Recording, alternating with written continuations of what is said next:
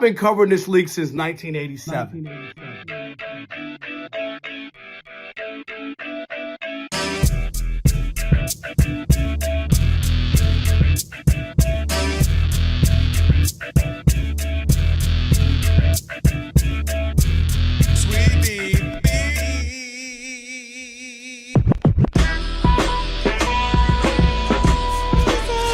Can this sports writer and this sports fan share a radio show without driving each other crazy? Now, live from the Fox Sports Radio studios, here's Fox Sports Radio's Odd Couple, Rob Parker and Kelvin Washington. Password. Enter, brother. That's right, enter, brother. With that password, you now have access to the Odd Couple on this here Trash Talking Tuesday. My man Ephraim Salam is in for Rob. Rob is out in Syracuse, bracing what? 20 inches of snow out there. So he's going to be gone. Did you say 20 inches? Yeah. Oh, God. No, well, then we wouldn't be talking about Rob if I did. He'll be out there a couple of days. So we got E in the building. What's up, man? What's poppin'? How are you, brother? What's poppin'? I'm Good, man. Happy to be here. Good to have you in again. As always. That's right. We got a lot going on this show. We got Dion Taylor, a friend of the show, founder of Hidden Empire Film Group and Hidden Empire Sports, going to join us here at the bottom of the hour. Then coming up, we'll also have Marcellus Wiley, our last hour, around 6:30 Pacific time, 9:30 Eastern time. Friend of both of ours. We'll have him join the show as well. A whole lot to get to. Some great NFL, some great NBA conversations too. Let me welcome in the Odd Couple crew because we couldn't do this amazing show without them. We got Chick-fil-A sauce, Bud Mexican. Rob G, the producer extraordinaire. We got Elijah. Never heard of him. That's right, social media guru. We got USC Chris going to be getting you updated. And we got our hidden talent. Alex, you're a hidden talent. The man behind the, what is it? The man behind, what is it? What's the Wizard of Oz? Don't pay attention to the man behind the curtain. Yeah, behind the curtains. Alex, of course, on the ones and twos. So a lot to get to on this Trash Talking Tuesday. Couple of things, 877-99 on Fox. That is the number. Lock that in. Also, YouTube. We'll be there, of course, throughout the whole show. You can watch us. We're simulcasting right now. Thank you to Elijah. Just search Odd Couple FSR if you're not watching. Go do that. Do it. Go do that right now. And you'll be good to go on that as well. Again, Trash Talking Tuesday going to be coming up next hour as well. So a lot to get to here.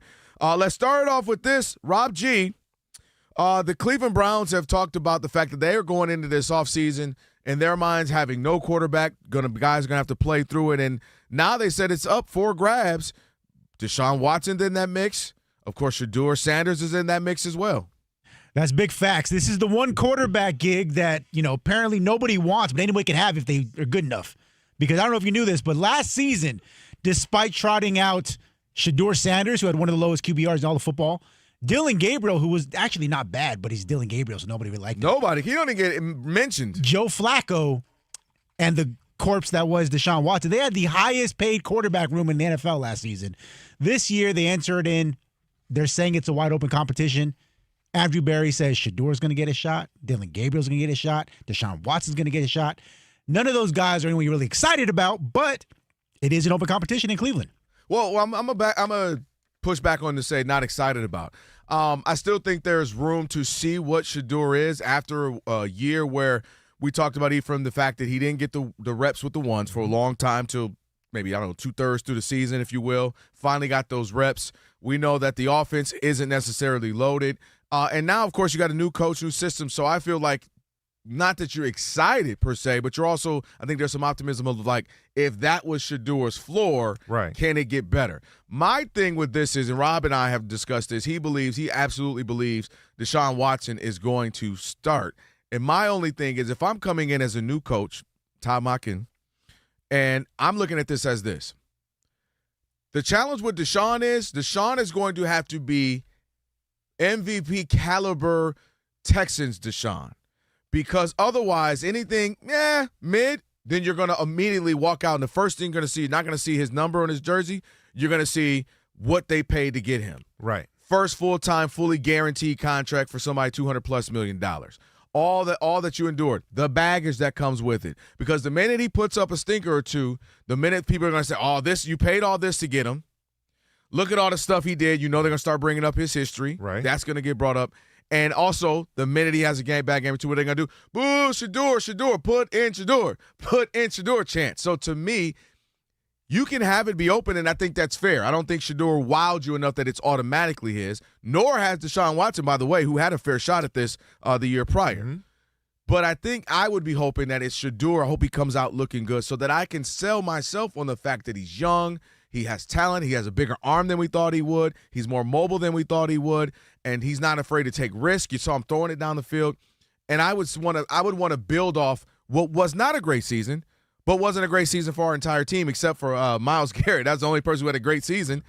And I would look at that, Ephraim, and say we can build off that and also hopefully only get better and hopefully be going in the right direction. I think there's too much that comes with Deshaun. Again, he hadn't looked great the last time I saw him. Coming off the injury, it was the Achilles injury.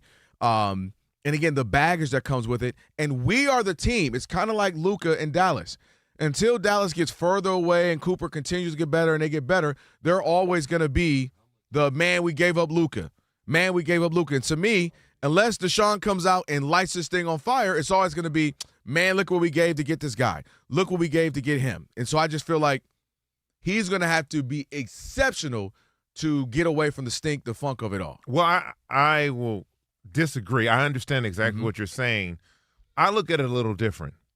The best quarterback on that roster is Deshaun Watson. And the reason I say that is because we've seen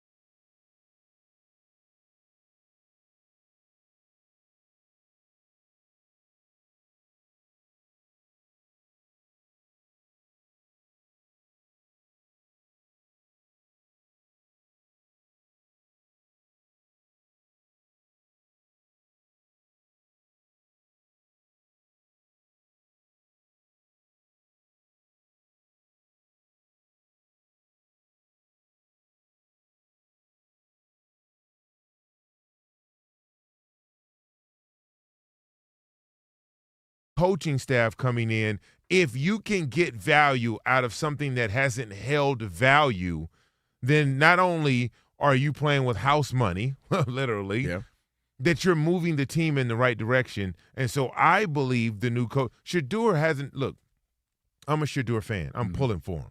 He hasn't shown me enough to where I'm saying, oh, yeah, he's better than Deshaun Watson. No, I he's get that. the clear-cut guy. I believe he's better than Dillon Gabriel based on the time they got a chance to play. But let's be frank. Let's be real. That Cleveland Browns offense it's not a very good team. But that's what I'm not saying, a very good team. That's why I'm saying I know I've given Deshaun Watson a couple of times. Mm-hmm. He didn't look bad for a game. He looked bad for 6 or 7 games that he got to start. Like, he looked bad. He's supposed to be the guy who's already over the hump. He's supposed to be the guy that, okay, maybe he doesn't look like the Texans year when we paid for him, but he doesn't look horrible, right? Aaron Rodgers, as much as I've talked about him, I've always said here, me and Rob, we've yelled about this, but I said I've never expected him to suck because it's almost an impossibility, right? If not, I'll go ahead and throw a $180, no touchdown, but I'm not going to look horrible. And Deshaun, for me, is why did you have to look horrible? It'd be different if, hey, man, we got a bad team, we're not winning, but I'm doing okay. He looked horrid. No, very bad. And so that's what my point is. If you look bad, you're coming off injury, you come with baggage. I'm just like, I'd rather at least see. And again, they're going to have to play it out. But I'm saying I'd rather quiet is kept in my own. I go home to my wife. If I was on this coaching staff, I'm like, please, Shedeur, show us signs so that we can say, yes, we've got something moving forward, the future, and that we can be excited. I got a question I want to ask you. You're the new coach coming in. Yes.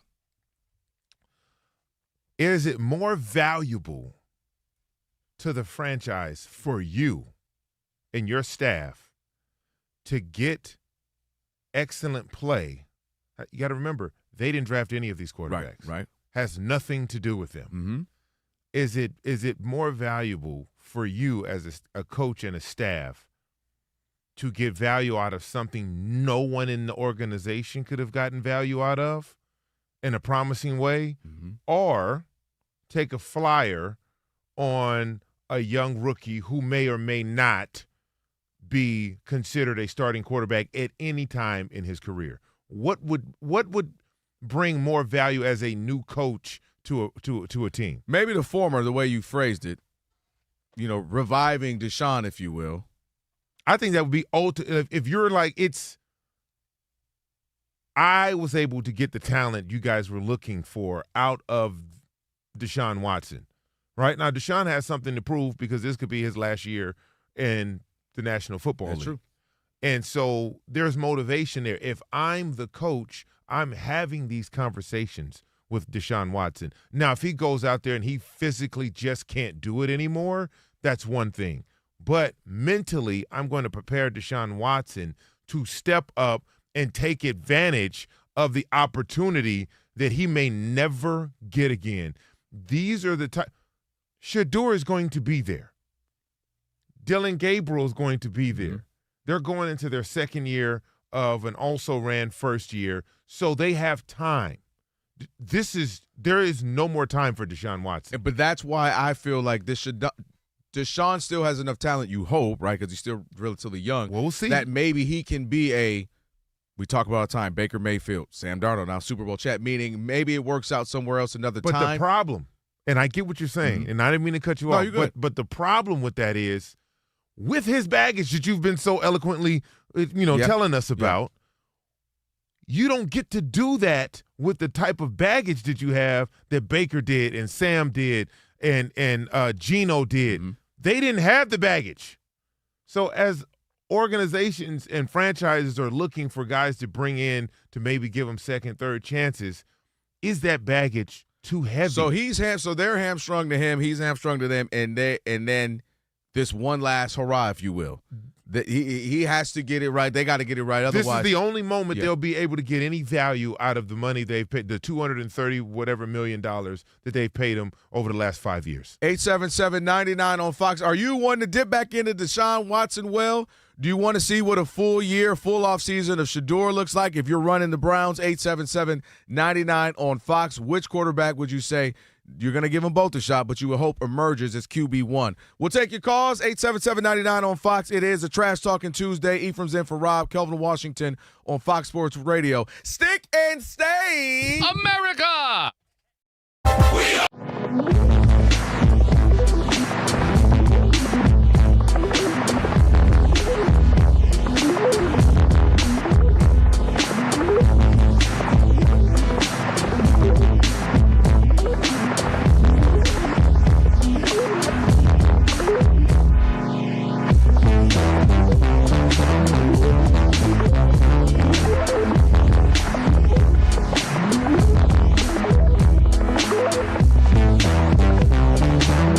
So Right. Pat Riley got a statue right at Crypto.com before the Lakers' ugly loss to the Does Celtics. it include wrinkles? I just want to know. Oh God! Is it a Marnie suit? You jealous about Yes. that? I am. that ain't gonna wrinkle. Yeah. So afterwards, he met with the media, and of course, LeBron played for the Lakers. LeBron played for Miami Heat when Pat Riley was there, and he was asked about the Heatles, the big three, Miami, LeBron, and whether or not he felt like they let some meat on the bone there in Miami. Take a listen.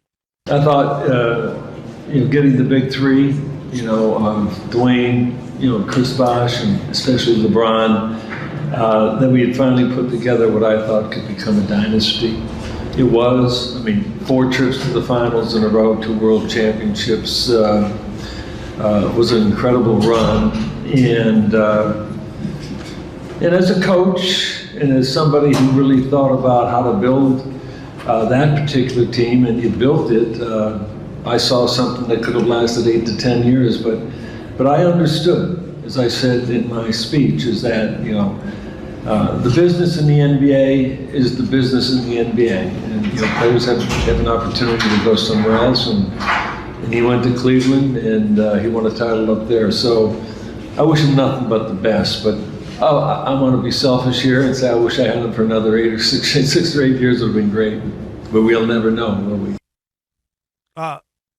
It's official. Pat Riley's senile.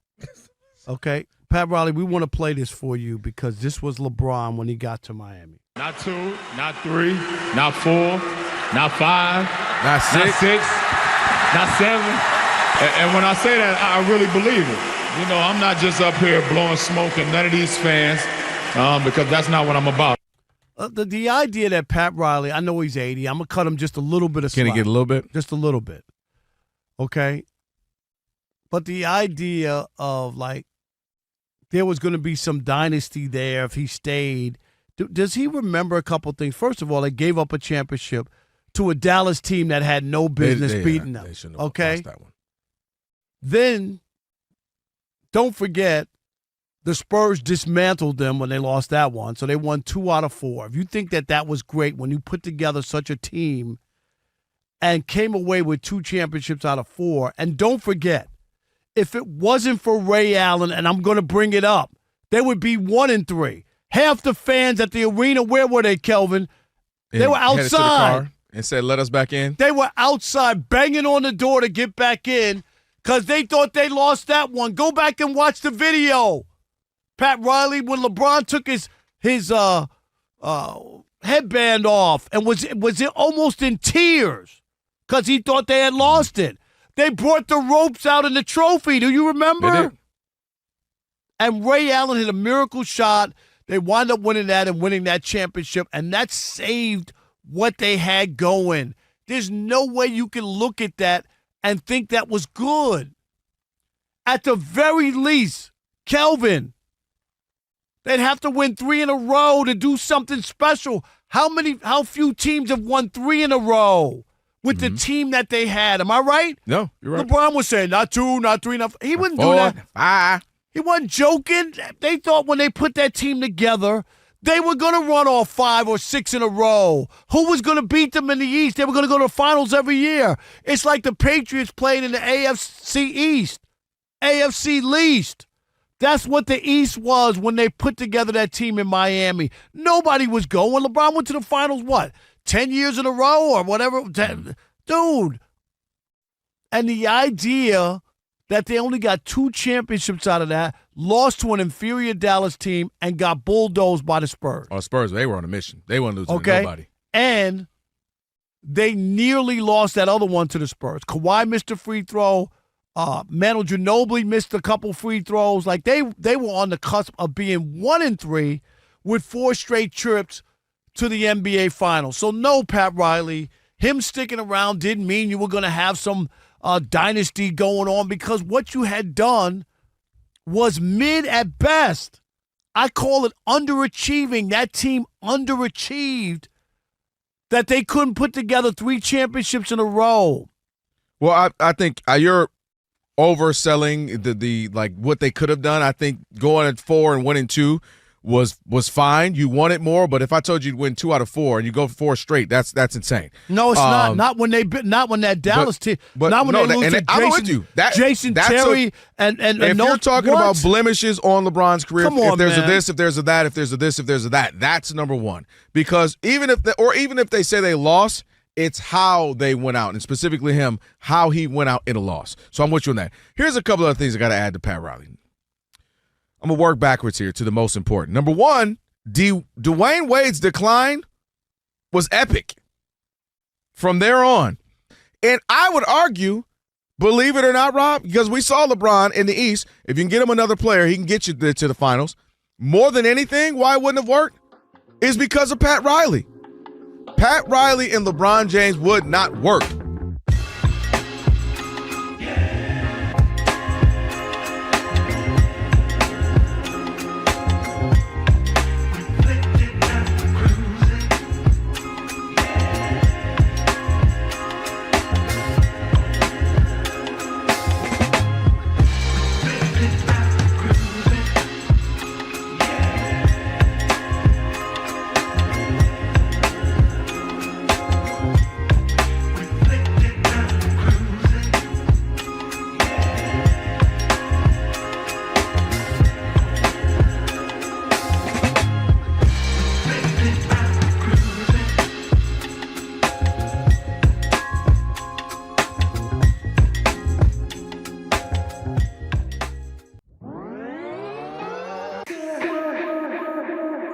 You know what's fun, Rob G?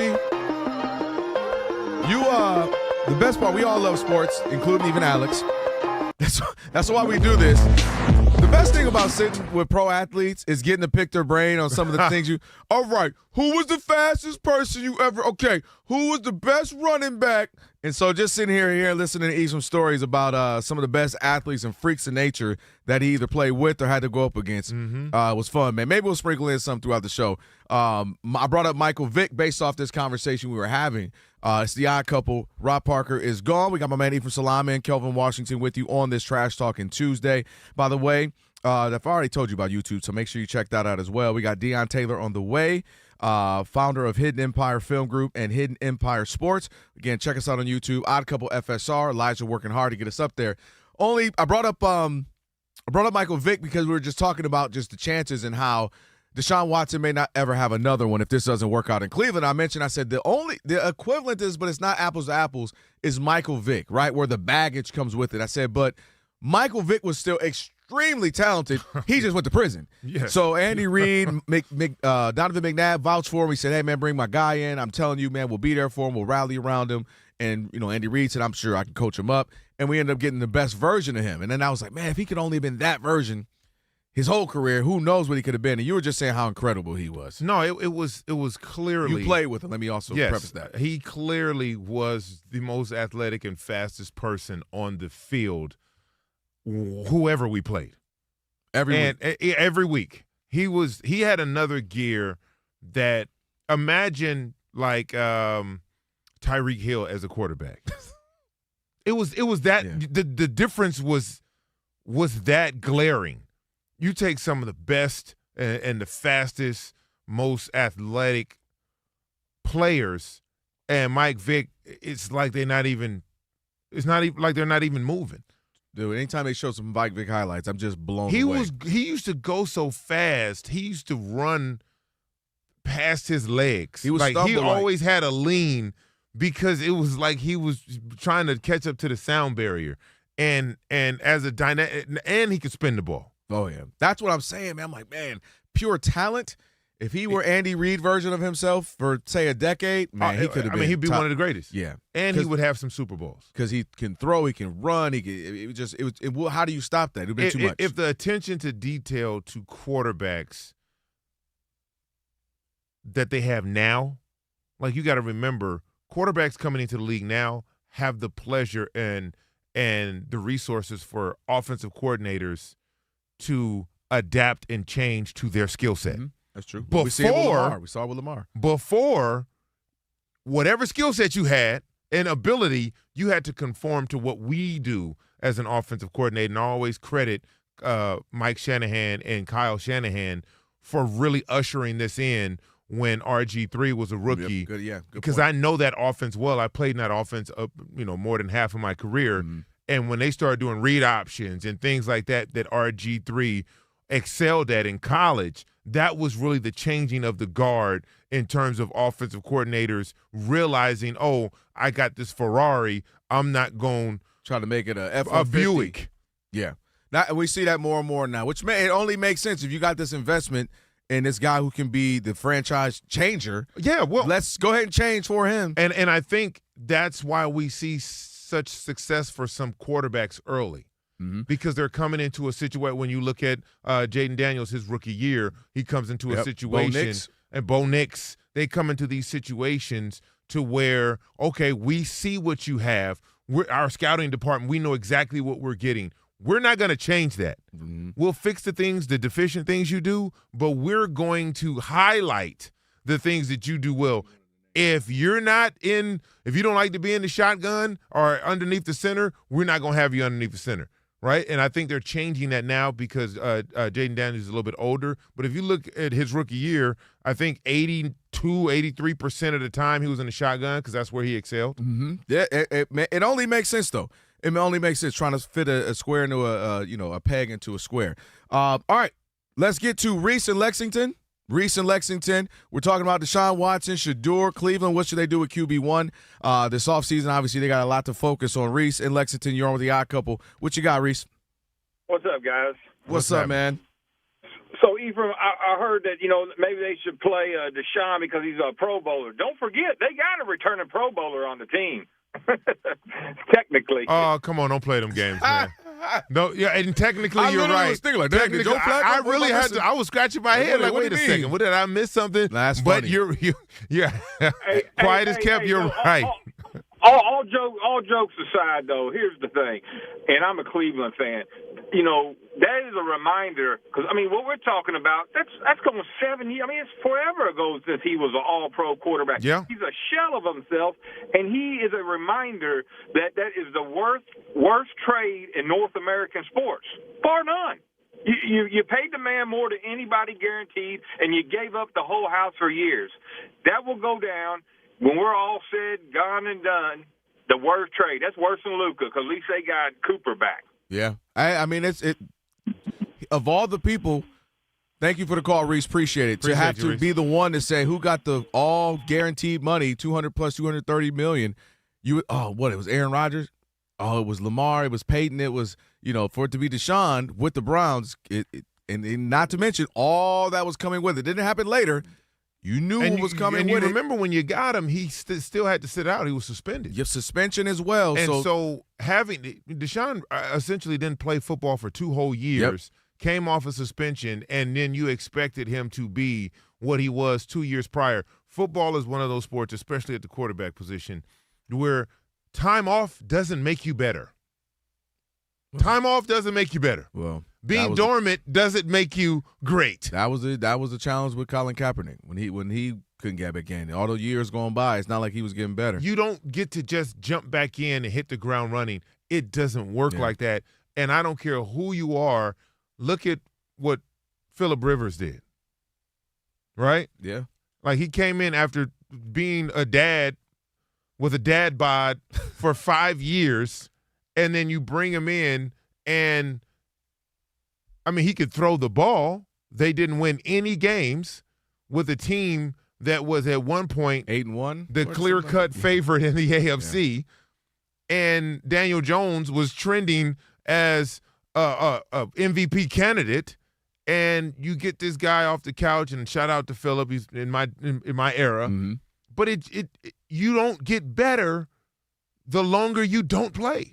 It's impossible. Don't disrespect him because you might go, you and your company, y'all might want to make the movie. He getting a movie. He's getting a movie coming back. But what's the movie though? They didn't win nothing. We can ask Dion Taylor that. Y'all, you know how he makes stuff too. I just want to We'll get to Dion Taylor in just a moment. Right now, USC Chris is gonna get you updated and set you up on what's trending. Hey, Chris. Hey guys, let's get you caught up. So the NFL scouting combine's been ongoing here Tuesday. A lot of general managers met with the press. Let's start with the Steelers. Omar Khan says the door is open for Aaron Rodgers to return to Pittsburgh, although they are still looking for a franchise quarterback. The door's open to have Aaron back. I've had conversations with him. I spoke to him last week. Mike McCarthy spoke to him, and right now we're proceeding. He's a free agent and he's not on the roster, but he knows how we feel about him. Other teams involved, and Falcons general manager Ian Cunningham told the press the quarterback Kirk Cousins will be released by Atlanta on March 11th. The team will also use the franchise tag on tight end Kyle Pitts. Eagles head coach Nick Sirianni couldn't guarantee that wide receiver A.J. Brown will be with Philadelphia next season, which is something to keep an eye on. Let's see here. Where did I put that other one? That's weird. Anyway, Lions offensive tackle Taylor Decker announced on social media that he is returning to Detroit for the 2026 season, and the team also announced that they are going to be playing in Munich in 2026. Kelvin, when are we getting the road trip together for that one? You know, it's funny. I thought about that. I was like, it could have been somewhere a little. Couldn't they go to Brazil? Right.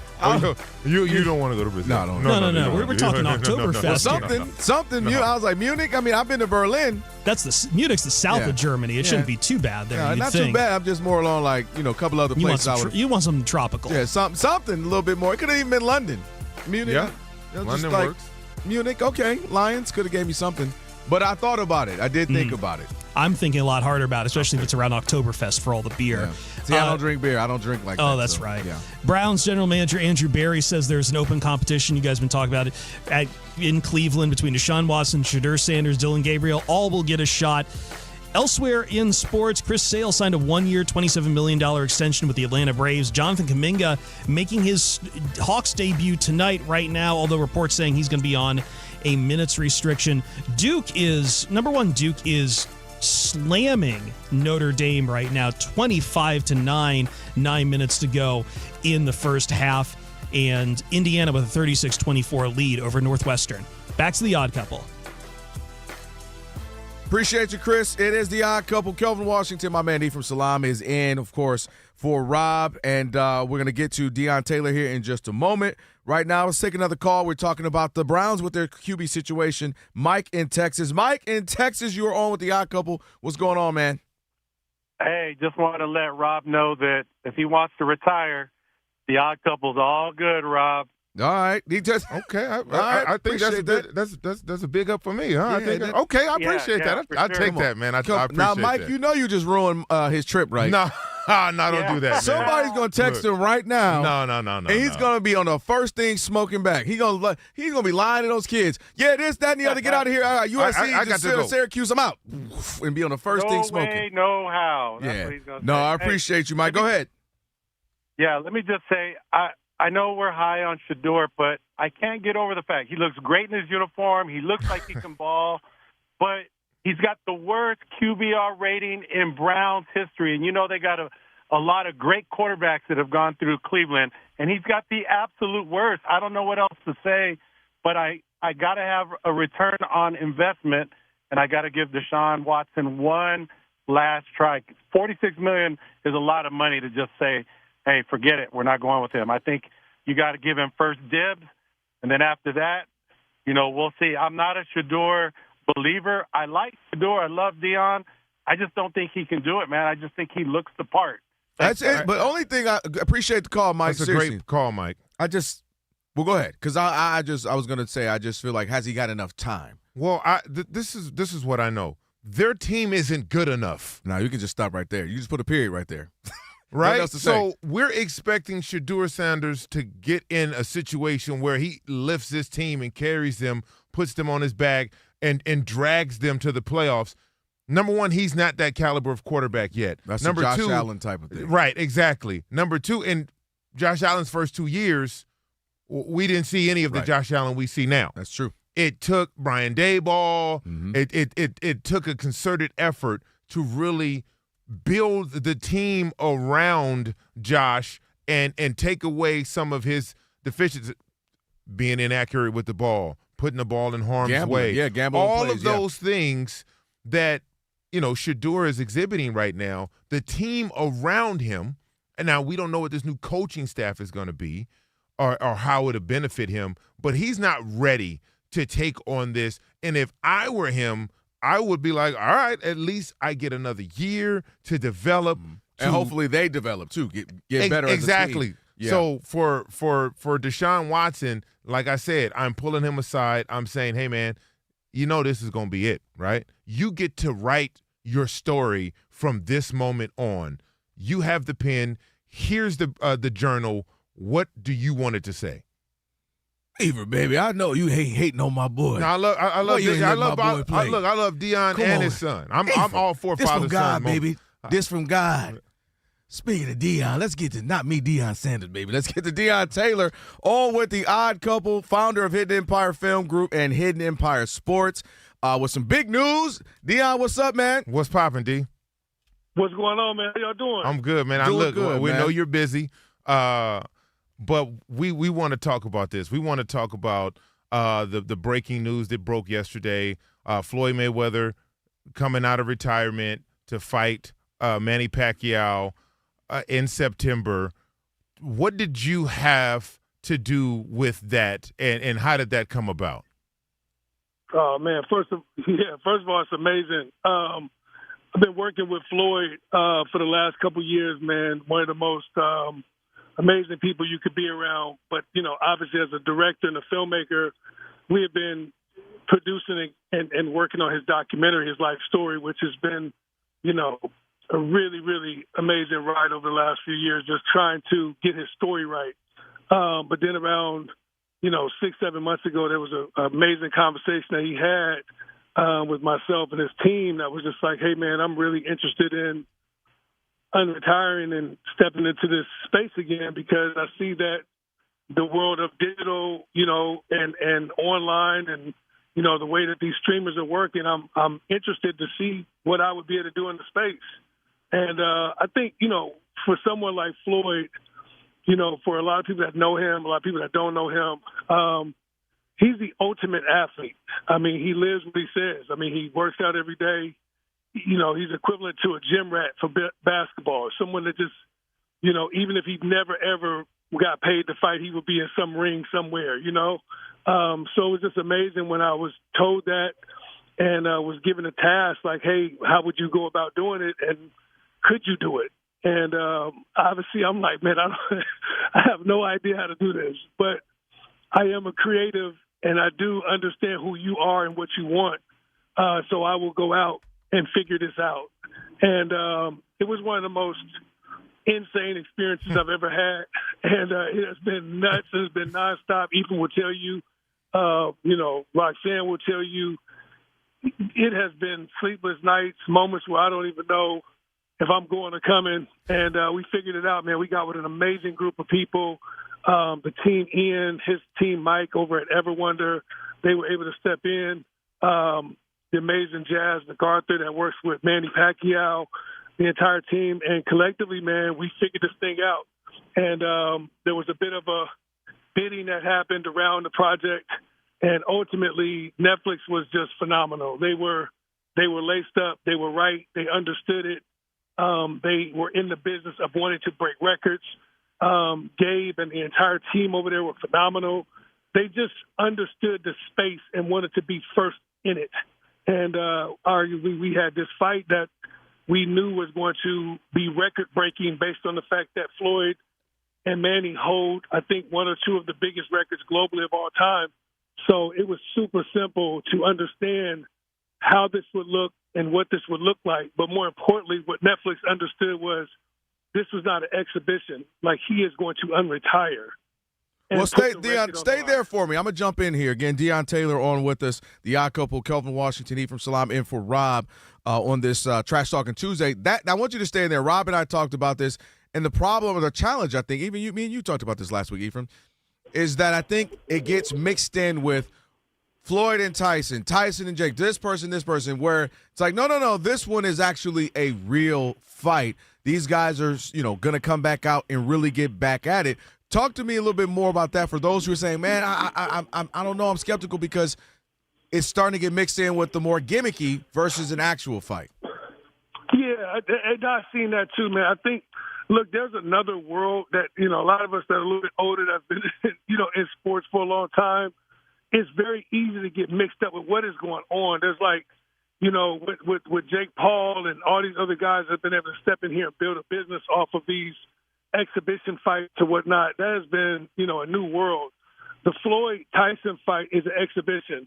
I believe that those two guys have been talking and wanting to do something very cool for the culture. I think that's the angle that they were taking for that. That's not them going in there saying we finna whoop each other's ass and the last man standing. I wouldn't think that based on the fact that, how iconic Tyson is, how iconic Floyd is.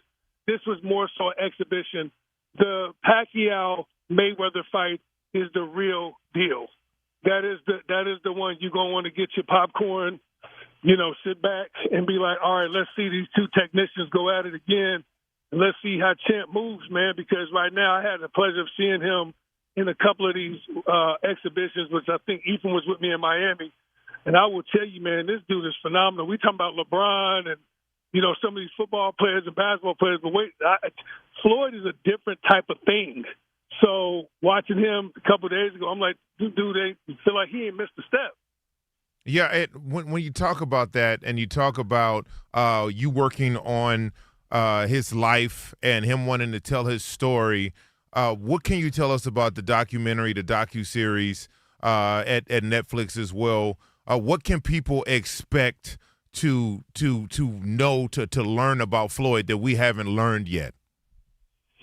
Well, just from an independent nature, the documentary has been done independently with ourselves and Floyd as a producer of his own story.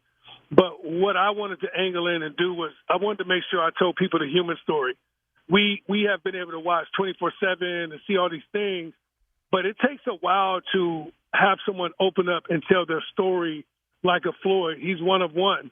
And when you drill down on it and you understand broken home, single-family home, single-parent home, you understand, mom, drug addiction, dad being incarcerated, then you start understanding kind of what his story really is, being around various abusive relationships, being able to be in relationships with people that you cannot trust since you were a very, very young child. You begin to see the pieces of how someone like him has to put on armor and has to protect himself, especially when you're a gladiator. And I think this is the most interesting tale that we will be able to tell people right now is like, who is this man? Who is Floyd Mayweather? Not Money May, not the greatest of all time. Who is Floyd Mayweather? And that's what we want to do with the documentary. What we've been able to do over the course of the last year is allow him to really sit down and turn everything off, take the mask off, and talk about who he is as a person, which I think people will be blown away, and understand the fact that 3 times he's been the highest paid global athlete in the world with no endorsements. So when you think about that, you understand there's never been a Nike, there's never been a Gatorade, there's never been an Adidas, there's never been no brand around him helping him to have commercials the way you've seen MJ. That's a good point. The way you've seen Reebok, Allen Iverson, Shaq, all these amazing athletes. The fact that you've never, ever in your life seen one Floyd Mayweather commercial is insanity. So that means that he has been bucking the system and fighting the system since he was a kid and doing it independently. So we talk about all this independent. We got to own our own, make our seat at the table. This man been doing that for 30-plus years by himself. Hey, that's perfect timing there, D. We go up against it, man. We're looking forward to this doc. It's going to be amazing. Sounds like it's going to be incredible. We got the fight coming in September.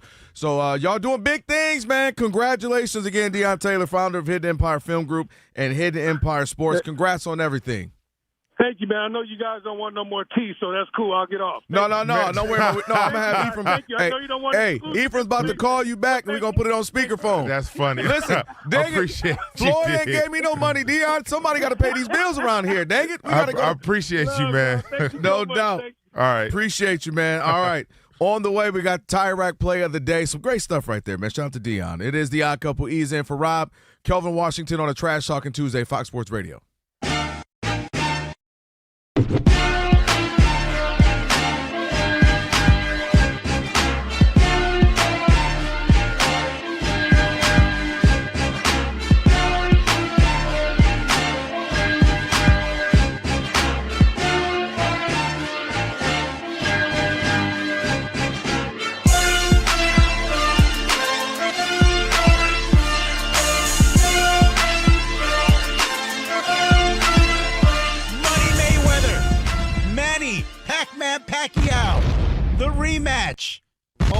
decade after the first one, but we're Don't worry excited about to it. It's see semantics. it because I don't know about y'all, but sources close to the situation knew this was coming down the pike for a hot second. Me and Kelvin felt real knowledgeable. I never wanted to be like a snitch and be like, ooh, we knew.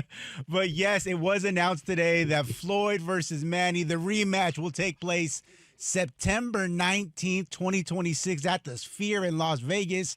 Stream live and living color only on Netflix. And Rob, I could tell by looking at you, you are so excited about it. I just threw up in my mouth. And I'm going to say this to you.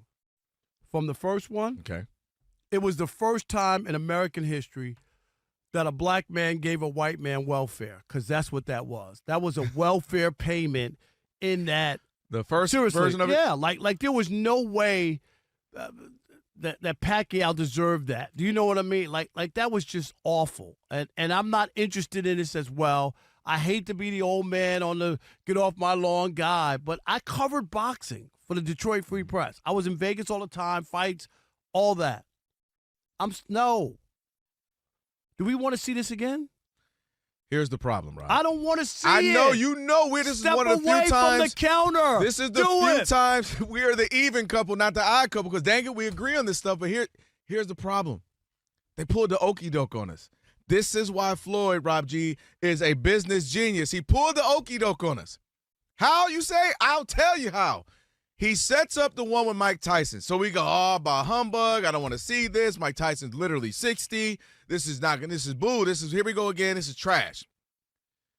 And then he gets you just enough of the appetite for real boxing, and you can convince yourself he's still in his 40s. Granted, he's 49 tomorrow. You know, Pacquiao just fought, what was it, Rob G, 3 months ago maybe?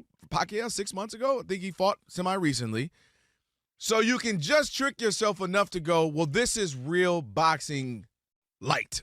This is real boxing-ish. And you can get close enough to this because you're tired of the Jake Paul and the whomevers. You're tired of the Floyd and the Tysons. Dude, I'm going to stop you. You know I don't want to see this stuff, but this is how they get. This is good enough that people will want to see this. No, it's not. People want to see this one. There's nothing here. You know, Alex, don't pay attention to that man behind the curtain. Yeah. That's what this is. Pay no attention to that man behind the curtain, because all this is there's nothing going on in boxing. Agreed. We could give them anything, any garbage. They have no regard for the boxing fan.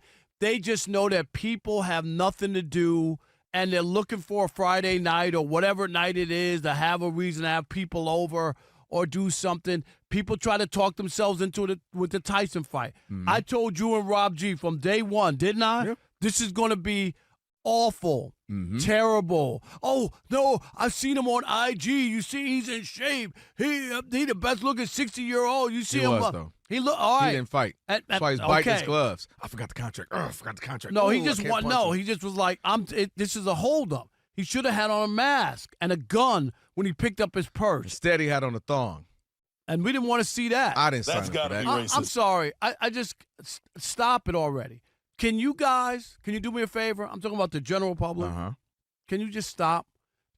You can make this stuff go away. Stop. Don't be involved in this. Do not have parties with your friends. Do not go to this. Do not buy tickets. Stop it. They're going to this one, Rob. Just stop. Rob, they're going to this one. It's ridiculous. I'm with you. You know I've set up here. Who was I with that day? Was it Ephraim last week, Rob G? I pounded the daggone table last week. Sick of this. Tyson and Floyd. First of all, Floyd doesn't fight anybody anymore. Tyson biting his gloves. He can't fight anybody. He won't let his hands go. So what are we doing here? It's going to be an argument about, hey, what AARP account do you have? This senior citizen battle? The challenge is, Rob, we're going to come off the Tyson. You go, oh, that was whack. That was boring. Then you're going to see Pacquiao and Floyd. You go, oh, here go a real fight again. Here's the rematch we wanted a literal decade ago. And people are going to watch. And the other trouble with this is the star boxers, Stewart, Tank, Garcia, if you want to throw him in there, the handful of these guys, they draw, but not aside from Canelo. Canelo's been Canelo. They draw, but not like the numbers, the same type of boxer their predecessors would have got. Bud Crawford might be the best boxer the last 20 years, aside from, Floyd. If you want to go post-Floyd, Canelo could be right there as well. Nobody watches. Most of his fights are free on ESPN and stuff, and he's been a tactician and a great. So that's the problem, is that real boxers don't draw like that.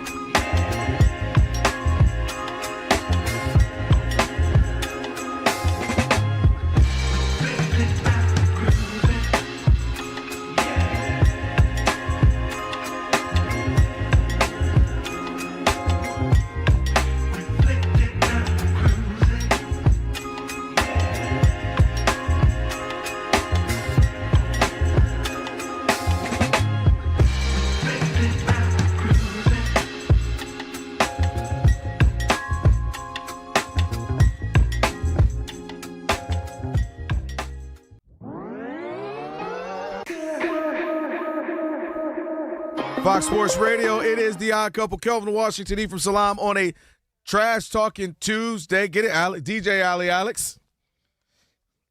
Shout out to Dion Taylor, just joined us. Good conversation about that, the big fight coming in September. Floyd and Pacquiao 2 in Vegas at the Sphere. I was just talking to Ethan. That's going to be unique, man, just kind of visually picturing that.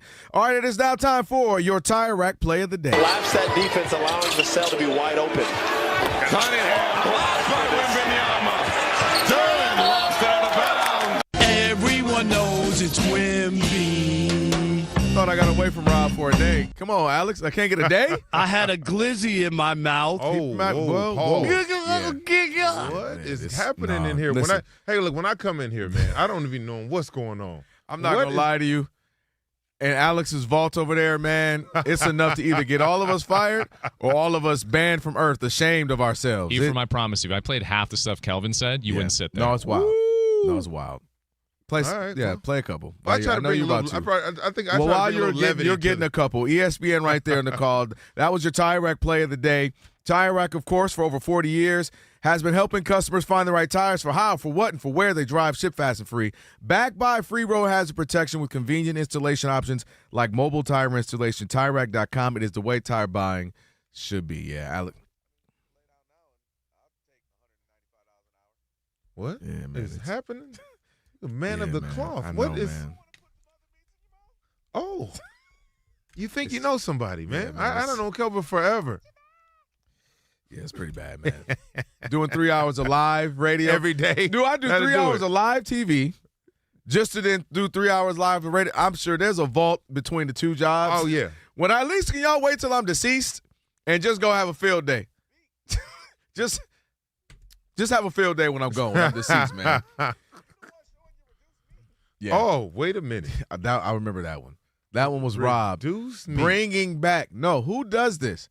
He bought some lunch meat out of state, brought it over on a plane, kept it another day, and tried to eat it on our show. Wow. That's what I was talking about there, man. It's the Odd Couple, Fox Sports Radio. Dang it. We are Fox Sports.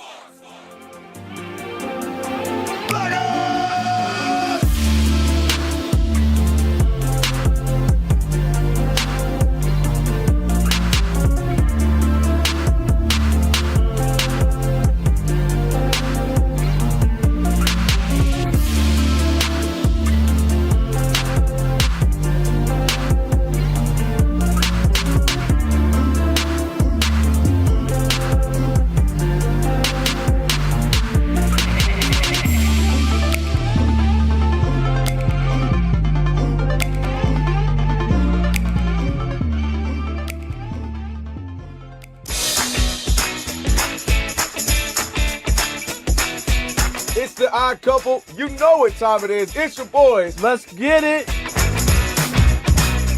The Odd Couple is fun. Check. And informative. Check. What's up, America? You want to talk sports with one and a half of the best-looking guys in the game? That game was incredible. You are wrong. You'll be king of the water cooler. What's it like working with Rob? Rob in his mind is like Chris Rock mixed with Richard Pryor, so I'm running out of fake laughs. Ha ha, Rob. Rob is very passionate. Son, you ain't ready for this. Well, I don't have BS in my game. I'm straightforward. I'm honest. You say Brady's the greatest quarterback of all time, but Eli Manning beat him twice. And, of course, it doesn't hurt that I'm right most of the time. Kelvin is the nice guy, wants to make everybody feel warm and fuzzy. You done? Let me tell you the truth. I bring the energy, a youthful energy. Rob's not gonna see this, is he? And I bring an honest opinion. Michael Jordan, I can't take it anymore. I need a break. I'm gonna go play baseball. Trash Talking Tuesday is the best. It's a great opportunity for folks to call in and they get to trash whomever. Who you trashing, Roger? I'm trashing LeBron James and Michael Jordan. Oh, okay. They can't even hold Wilt Chamberlain's shoes. Stop talking about the king like that. It's a new era. Let LeBron be the best, please. I only recognize one king in the United States, and that's Burger King.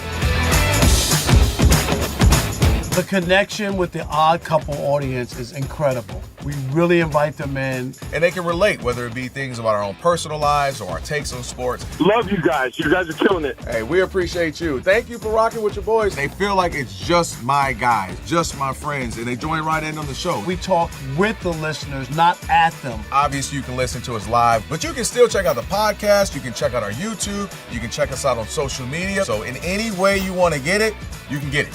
Yes. There's some yelling. It is some hot takes. It's a whole lot of fun. I'll give you that. It is fun. I agree. Begrudgingly. The Odd Couple. Sports talk that's too good and too fun.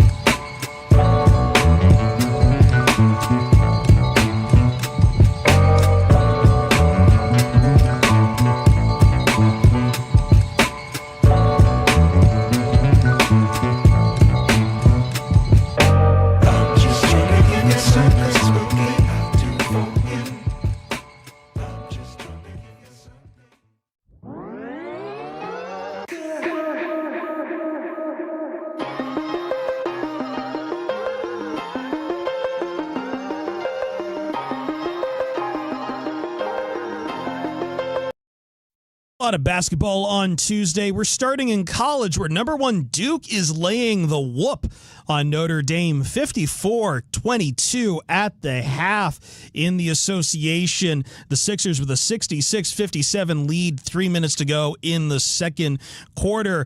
The Atlanta Hawks with Jonathan Kuminga making his debut with a 27-13 lead over the Washington Wizards. While Cardinals general manager Monty Osifort said that he had talked with Kyler Murray to discuss how last season unfolded, ESPN is reporting that sources to them say Kyler Murray hasn't talked with Arizona, leading to some real concerns and stipulations. Falcons general manager Ian Cunningham told the press that quarterback Kirk Cousins will be released by Atlanta on March 11th. Chris Sale signed a one-year, $27 million extension with the Atlanta Braves on Tuesday. I'm Chris Perfett.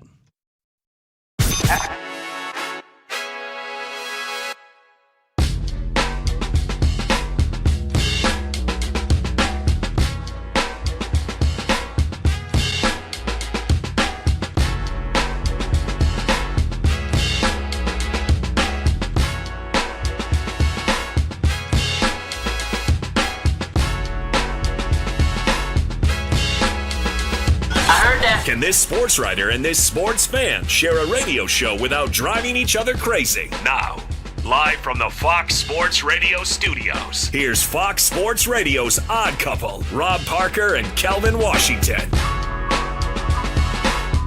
That's right, hour number 2 on a Trash Talking Tuesday. Kelvin Washington, Ephraim Salam, who's in for Rob. Rob will be off the next couple of days.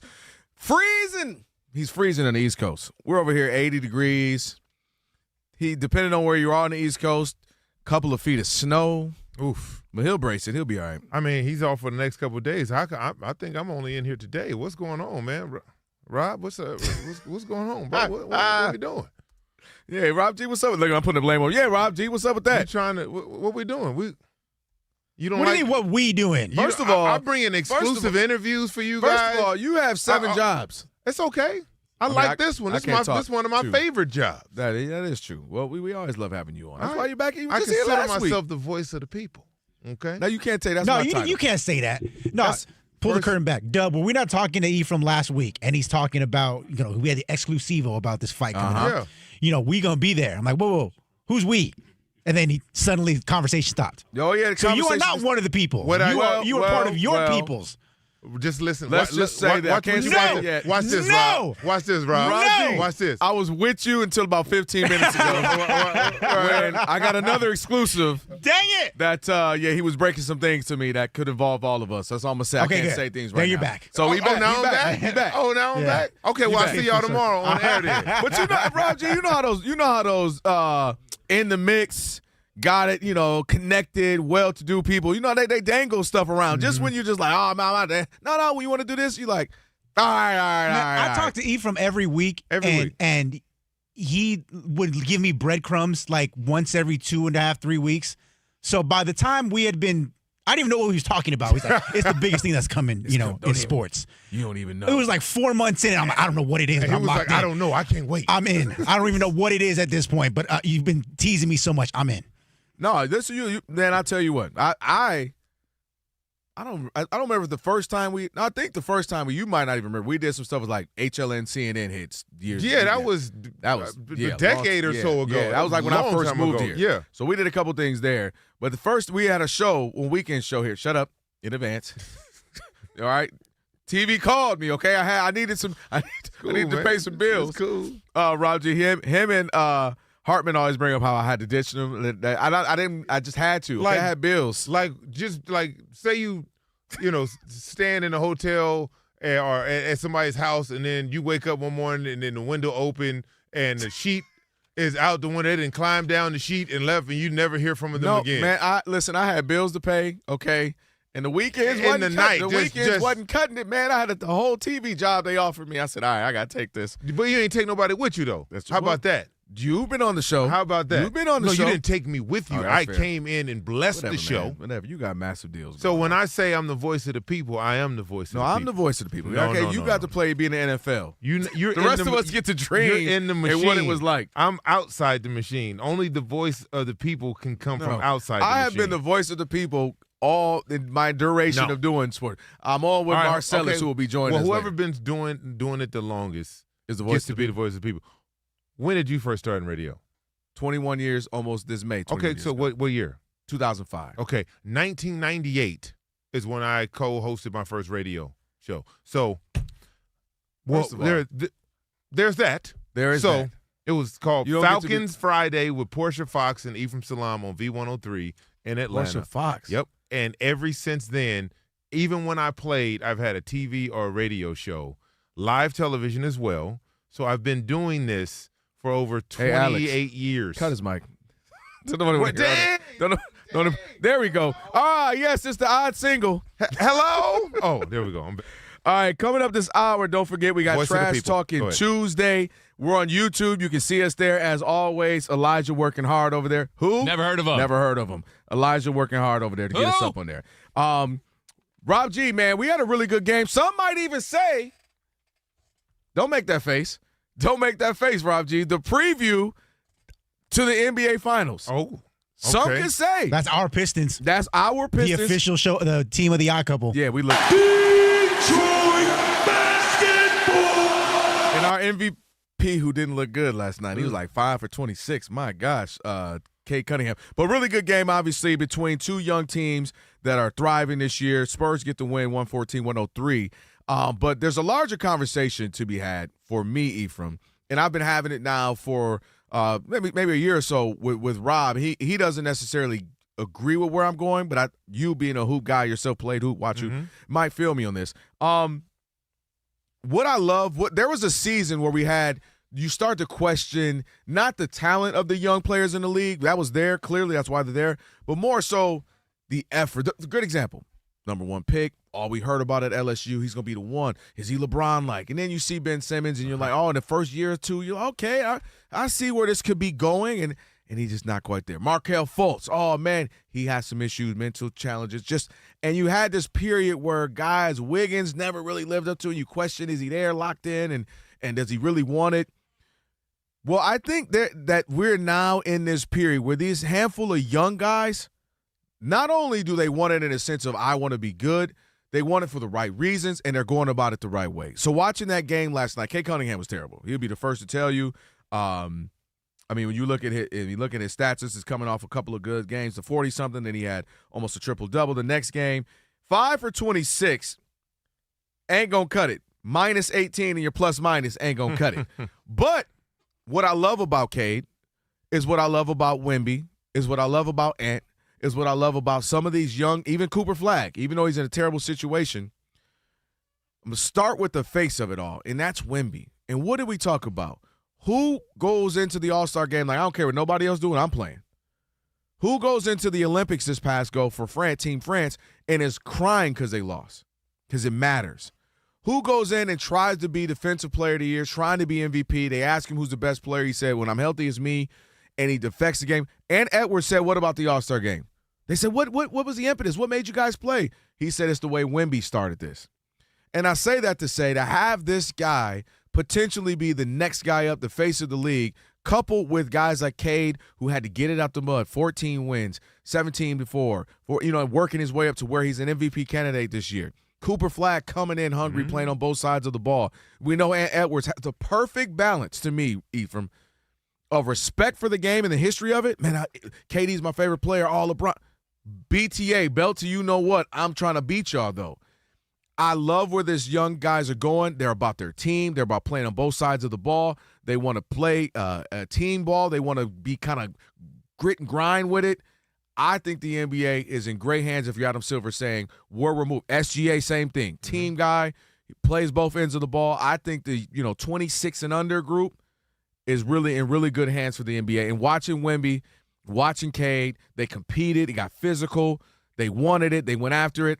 I think the league is in a good spot with this handful of stars that can be the next group. Well, I think whenever you look at the NBA and whenever you think about what comes next, like when you're ushering in a new era of basketball, there's always been a time where you sit there and say, okay, where does the league go now?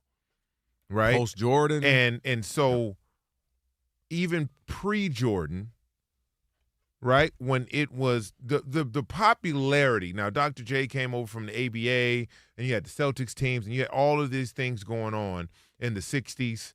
But the real popularity of the league happened right around when Irving Magic Johnson, Larry Bird, when they came into the league, it now became you can put a face to the league in a major way. Most of the games were tape delayed. Even the finals, championship games were tape delayed.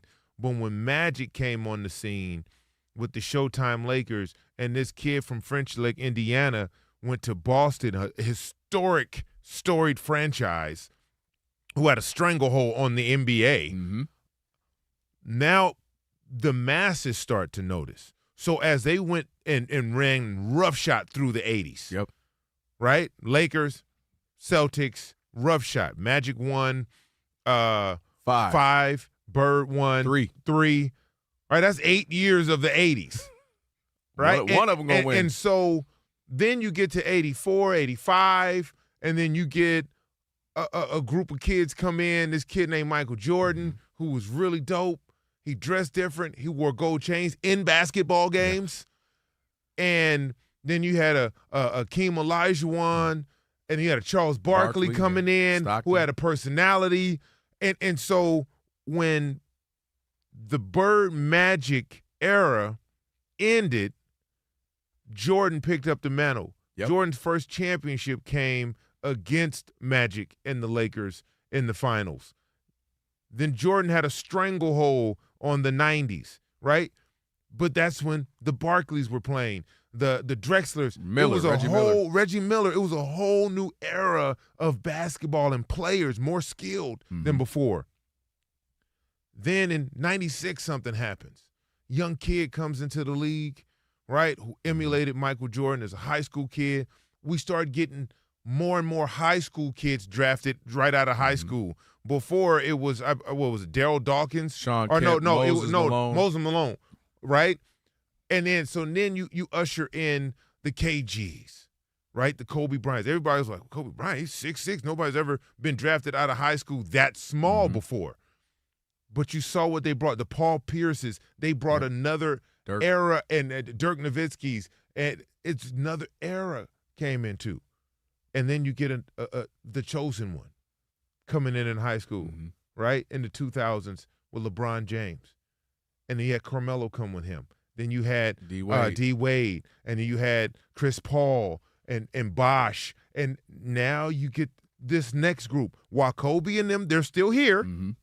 Just like as Jordan was doing it and carrying this thing forward, Michael and those guys and the Scotties, they were progressing and moving it forward. And I think and you can just go back and look, we're in that situation now. The LeBron James era, the KD era, the Steph Curry era, like those are coming to an end and a close as much as some don't want.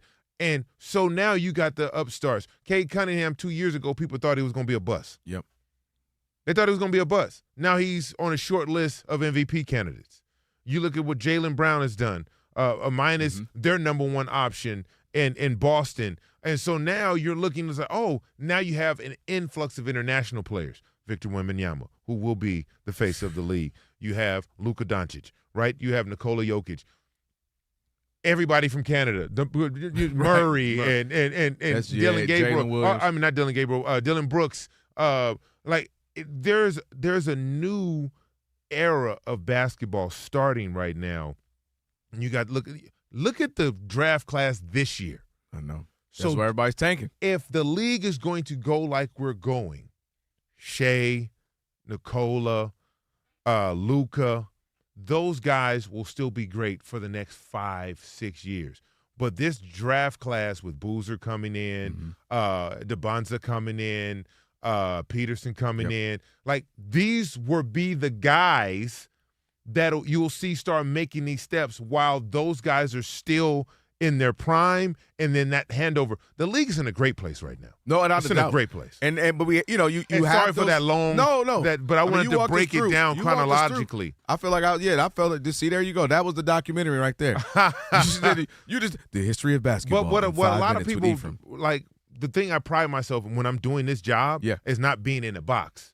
Most guys you hear on the radio who played in the NFL, you don't hear them now because the NFL is over. I've always prided myself in being able to work year-round because I have a fascination with sport, whether it be baseball, we've whether talked it be basketball. Everything with you. When we have you on, you don't stop February 10th or something. We have you on. And that's by design. Yeah. I've turned down jobs early on when I retired to just go do the one thing that everybody wanted me to do. And so when I'm speaking about the NBA or baseball or Olympics, I'm coming from a place not only as a fan, but someone who's passionate about it. Right. No, for sure. And that's obviously we love that, man. So NBA, again, I think it's in a good place. I was talking to Rob G. Rob G and I, obviously, we talk and prepare for the show, but he's one of the few people I like to really talk hoops with. You know there's levels. Yeah. Oh, yeah. There's the surface level, like, oh, yeah, no, they look good.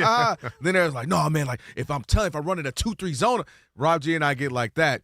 And I was just telling him the other day, I said, man, I've really been watching the league. These teams are scrappy. Like, Phoenix could have mailed it in. We got rid of all – Phoenix is fighting.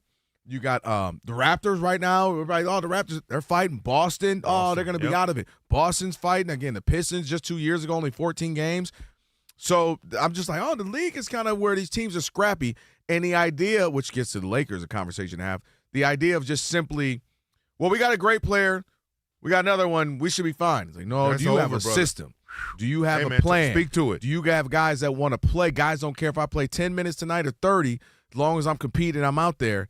That team effort. And we're seeing a lot of that right now. So I'm really enjoying kind of where the league is as a whole. Don't forget, Trash Talking Tuesday. Coming up a little bit later on this hour, we'll get to that. But speaking of the league, and you mentioned this particular player, there's a thought process that there's a popularity contest when it comes to the MVP, and one of these people may be falling because he may not be as popular as he would like. We'll tell you who we're talking about. It's the Odd Couple. Ephraim's in for Rob, Kelvin Washington on the Trash Talking Tuesday, Fox Sports Radio.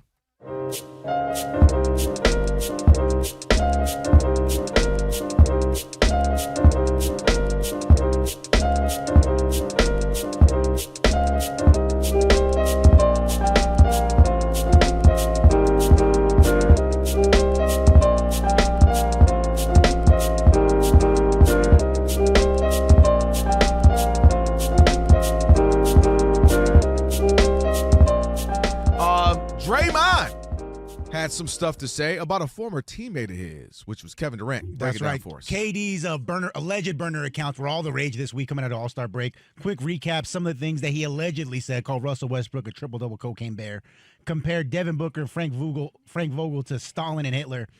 And the most damning quotes were about a little crazy. His alleged current teammate, Jabari Smith Jr., a low-key, rudimentary individual, and Alperen Şengün cannot shoot or defend. So Draymond Green weighed in on this whole situation on his own podcast, dropped today. Take a listen. I personally would address it publicly if it's a public thing and it's taken on the life that it's taken, but to each his own. But I'll tell you what, if it is, I don't know how you walk back into practice.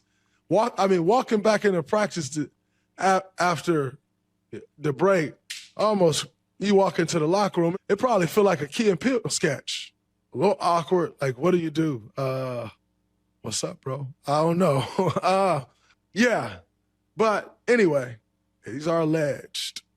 It's alleged to be KD's burner account. Maybe one day we'll know the truth. Maybe we already know the truth. Draymond kills me. How do you walk back in the locker room after you sucker punch one of your teammates? I'm sitting here. You knew that's where I was Can you imagine? Can you imagine this guy's on a burner thing and you gonna sit there, you sucker punched like a guy hard who you were a mentor to, a younger guy in the league that you did that to, a teammate, and how did you look at your other teammates in the face and the other young guys? Dude, guys kill me, man. Where's the pushback on that podcast? Guys, I'm going to tell you, I don't care. Gray beard, no gray beard. Stop listening to those podcasts. Stop. Unless they put somebody on there that's going to push back. And call Draymond out and say, how did you, Draymond, you saying that, how did you go back in the locker room after you sucker punched? Do you want to go down the list of stuff? Yeah. How did you, when you walked away from your team during the game, you went to the locker room and then come back? How did you do that when you told the guy who won back-to-back Finals MVPs that you don't need him and he's the B word on national television? How did you walk back in the locker room with that after that? Dude. Come on, man. These guys are phonies, I'm frauds, blown away at ridiculous. That. I'm blown away at that because, again, it wasn't like a little scrum and it was an NBA punch to Jordan Poole. No. You know what I mean? Like all right, back up off. It was practice. You practice and you Hadouken. You sucker punched the mess out of him. 5 inches shorter and probably 50 pounds lighter and 12 years younger or whatever. Right. Man, you got to relax on this. First of all, it's alleged. Secondly, if it was true, I think this, Rob, KD has been known. We know he loves Twitter. He put out there, I'm on Threads with a burner account, find me. We know he does these things. I think actually if it were to be true, it makes him look stupid and juvenile, and that his teammates actually will be like, ain't nobody thinking about him. Like, I'm out here to win. Let's go win. And that was stupid. That was juvenile. Meaning you can just kind of be like, I don't got to rock with him, but I'm going to try to win these games with him. And that's the difference between that and sucker punching somebody. No, like that. That's completely different. I don't have to like that he said it, and we can have a little moment. Hey, man, I will, watch how you talking about me, bro. And then we can get by, all right, man, I was just wilding. Okay, I was on the burner. I was having fun. All right, whatever. And you can move past that. I'm not saying you're besties, but the idea that, like, that's the worst thing ever on an alleged burner account where he didn't even say it with his chest. If he did, he put it on a burner account versus you sucker punching, versus you leaving the bench and not coming back, versus you cussing Katie out and other players out. I just find that you talk about the pot calling the kettle black? I know. It's mind-boggling, and he says it with so much conviction. And I don't know how you can go back. I don't know how you could go back in the locker room and face your teammate. Really, dude? I'm not saying this is not optimal, but okay. Somebody saying Şengün can't shoot. What was it, Rob G? He can't shoot and can't defend. Okay. Obviously, he said something disparaging about Swift. What's his name again? I'm looking at him right now as they're playing the Rockets. Jabari Smith Jr. He called him a word we cannot say, but like to me, it's more of an indictment on him versus them. Like, you know what I mean? How juvenile are you that you're spending your time on a burner account putting out stupid things about your teammates? That makes you look bad, in my opinion. Or I wouldn't be so flabbergasted that I can never be around you again. It's just I would look at KD to like, man, you ain't grew up yet. You ain't had enough yet? Man, anyway, check the ball. Let's go. Let's play. Like, that's how I would view. I'm not going to be like, I can't be in the locker room with this guy because he didn't. To me, Rob, you and I sit here every day for hours. You've shared some things with me. I've shared some things with you, family things and all. If you were on account, Kelvin's family member X is blah, blah, blah, blah, blah. You know what? He had to go see a therapist or something because that would hurt me. I sat here, I chopped it up with you trust. Right. If you just said, boy, Kelvin sure can't pronounce Monty's last name, I'd be like, all right, like.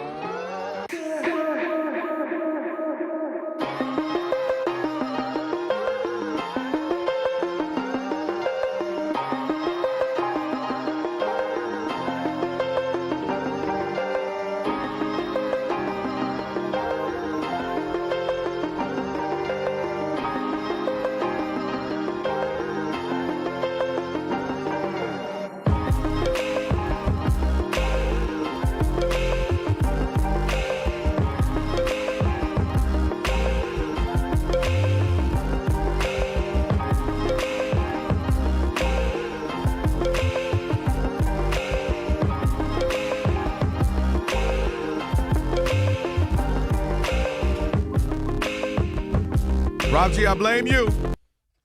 You left me alone with Alex and Shay in the studio in there. I mean, the other side, the producer room, and we just got deep to understanding that the sun is not the moon, but it's the moon of the sun, and it's cooler of the optical illusion of it all. And did I get close, Alex? This up, B, from you ready? Did you take some ayahuasca in there as well? No, we did nothing. Some sea moss too. Straight Christ consciousness right now. You ready for this? I'm just going to drop three words. Okay.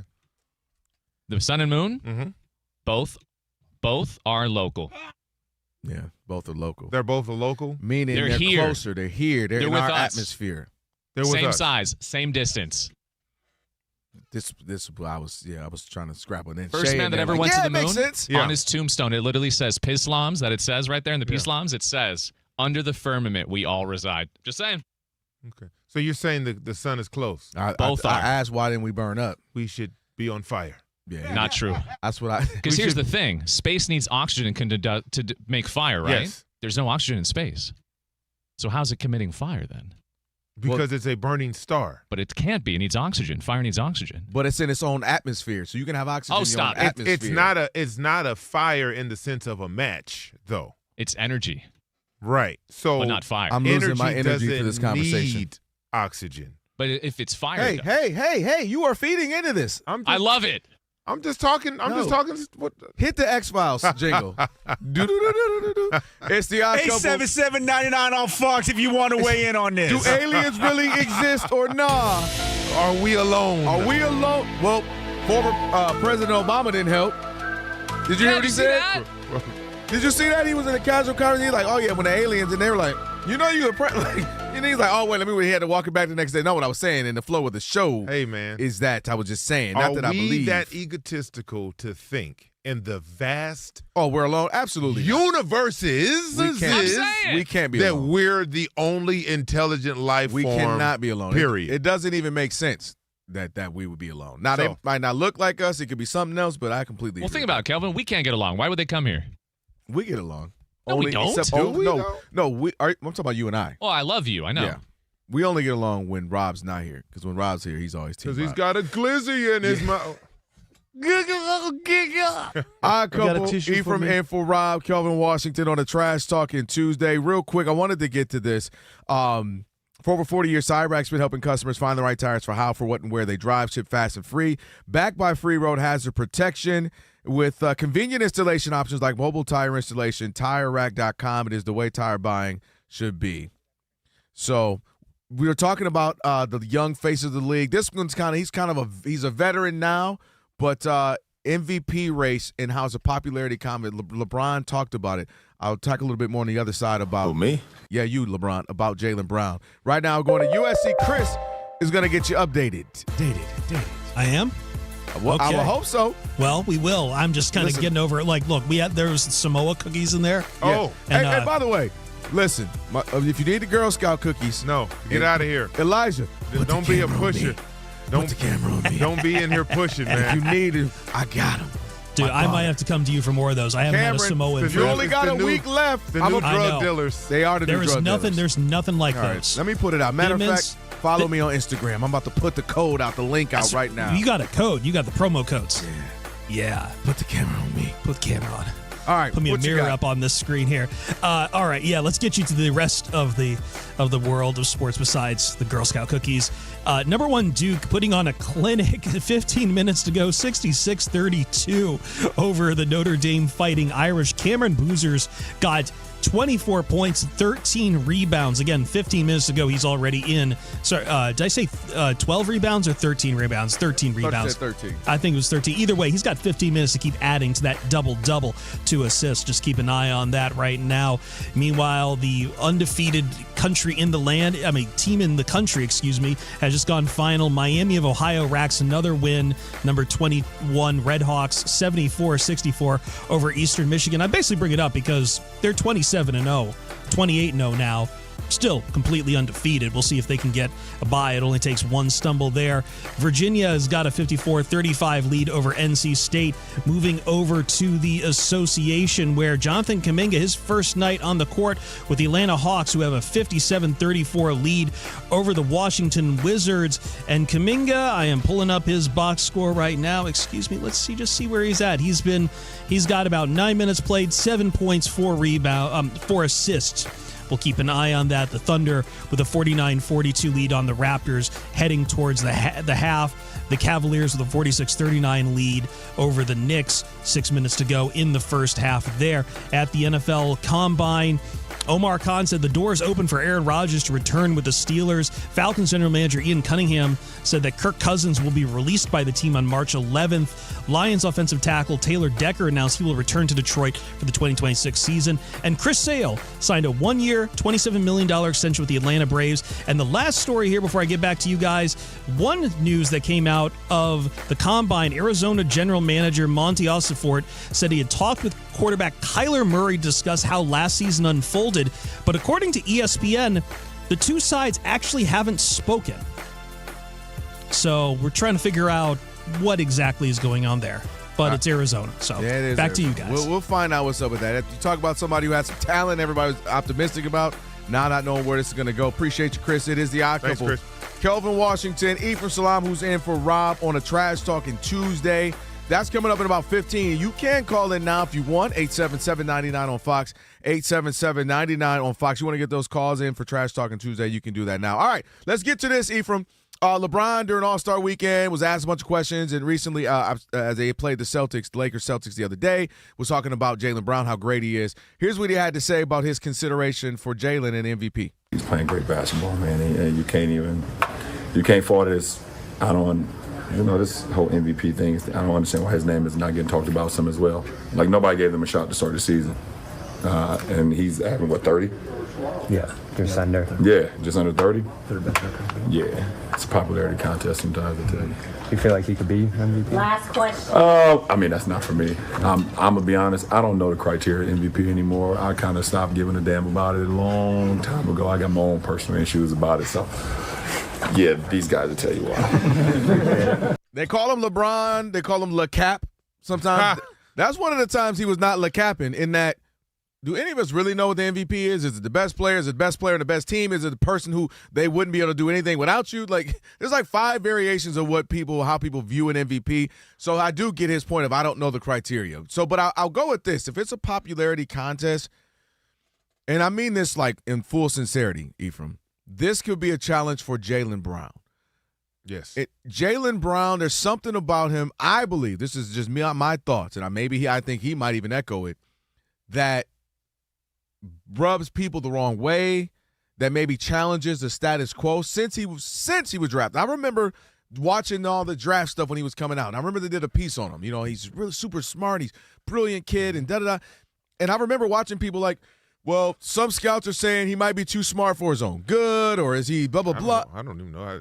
How's that a negative? True story. And that's been a thing for him. And then you mix in, he is very passionate about social commentary, social justice.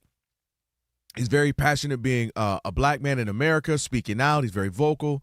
And about black empowerment. And black empowerment, economics. He's very much loud and proud with that. And I just wonder, to LeBron's point, if it is a popularity contest, you wonder some things. Like yesterday, Rob and I talked about, I think it was yesterday, Cade or Jaylen for MVP. And he was like, oh, well, Cade only got 1 vote in his straw poll that they did. Well, Jaylen didn't get any. He didn't even barely got any second or third place votes. And 57 of the 100 people who voted didn't even put him on the list. So we know he didn't make the Olympic team. You can call it nothing. You can call it something. You live out here. He had a party during All-Star Weekend in Beverly Hills. They shut his down. Just his. The entire weekend. You know how many invites you probably got. Maybe you didn't go to them, but you got all the invites. Yep. You know about his party, her party, their party. Jaylen Brown's is the one that was. We had an activation at an event. Right? Did it get shut down? No. Jaylen Brown's is the one that was shut down, so much so the Beverly Hills police had to come out and apologize about it. And they had to say, and I was listening to lawyers jump on and say this has been a battle with Beverly Hills for 20 years now, how they treat certain people. So I say this to say, it's kind of it.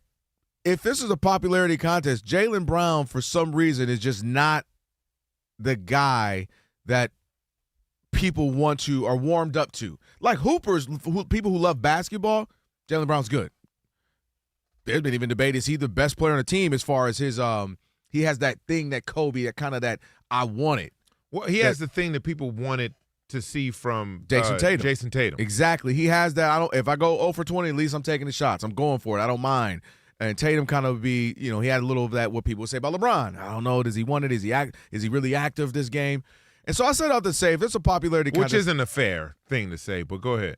Well, we can hit. We could talk about that. But, so that was it. What do you think about it? My thought is just, if it is a popularity contest, I don't know if Jaylen Brown elicits popularity from people, like the fame, if you will. I feel like people who love what he speaks about social injustice, about equality, empowerment. I love it. I'm team all of that. And I think, but I don't know about the general public. That's how you raise your kids. You raise your kids to you find value in someone who is not afraid to speak out against injustice, who's not afraid to empower and better and educate people. So as parents, we want to raise our children to have that level of consciousness and the nature of trying to have more and do more for people. And it may not be a popular sentiment, especially when in a sports-based area. And, for Jaylen Brown, he is not, in my opinion, very popular when it comes to awards and things like that, right? He had to show out to it. I mean, he's played the same way since he's been in the league. Mm-hmm. Him and Jason came in. They were very young, immediately went to an Eastern Conference Finals. Like, they've had deep playoff runs together as young stars. They're no longer young stars. They are bona fide superstars now. And what he's been able to do with the team that was considered to be in the lottery because of Jason Tatum not being available this year, or not until the half the season was over, has been remarkable. I just watched him dismantle my Lakers like it was a scrimmage. And so just watching him play in the command of the floor and the respect of his teammates and the numbers he's putting up, not only – I'm old school.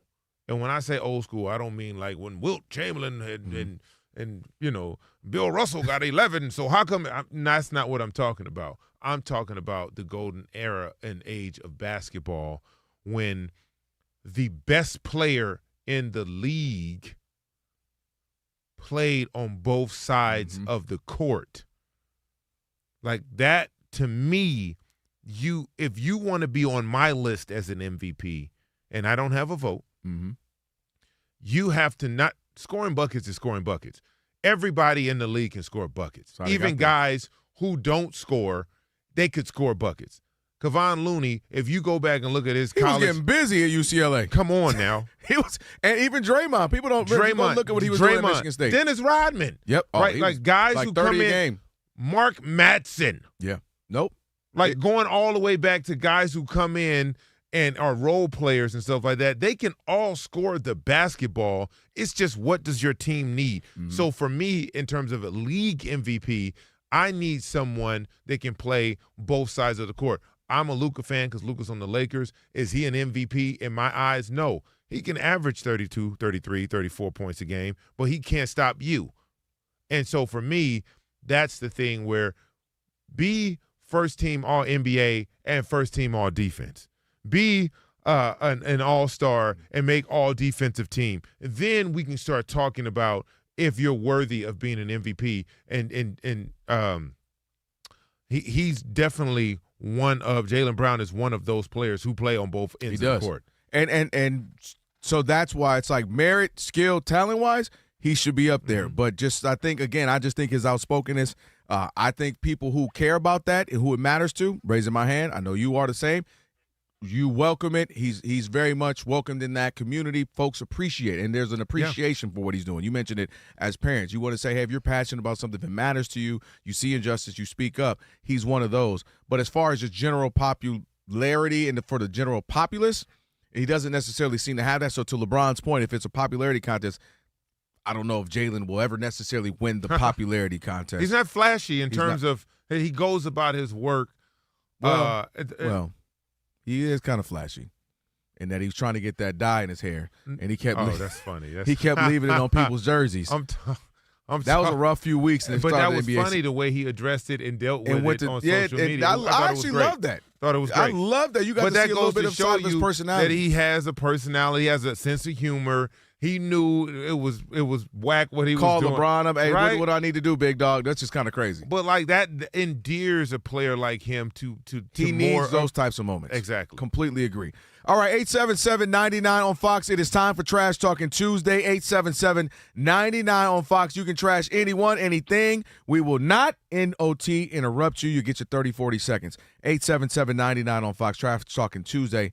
Up next, it's the Odd Couple, Fox Sports Radio. Hey, it's Trash Talking Tuesday on the Odd Couple. Get those cans to the curb. What are you, garbage man? Call us right now at 877-99 on Fox.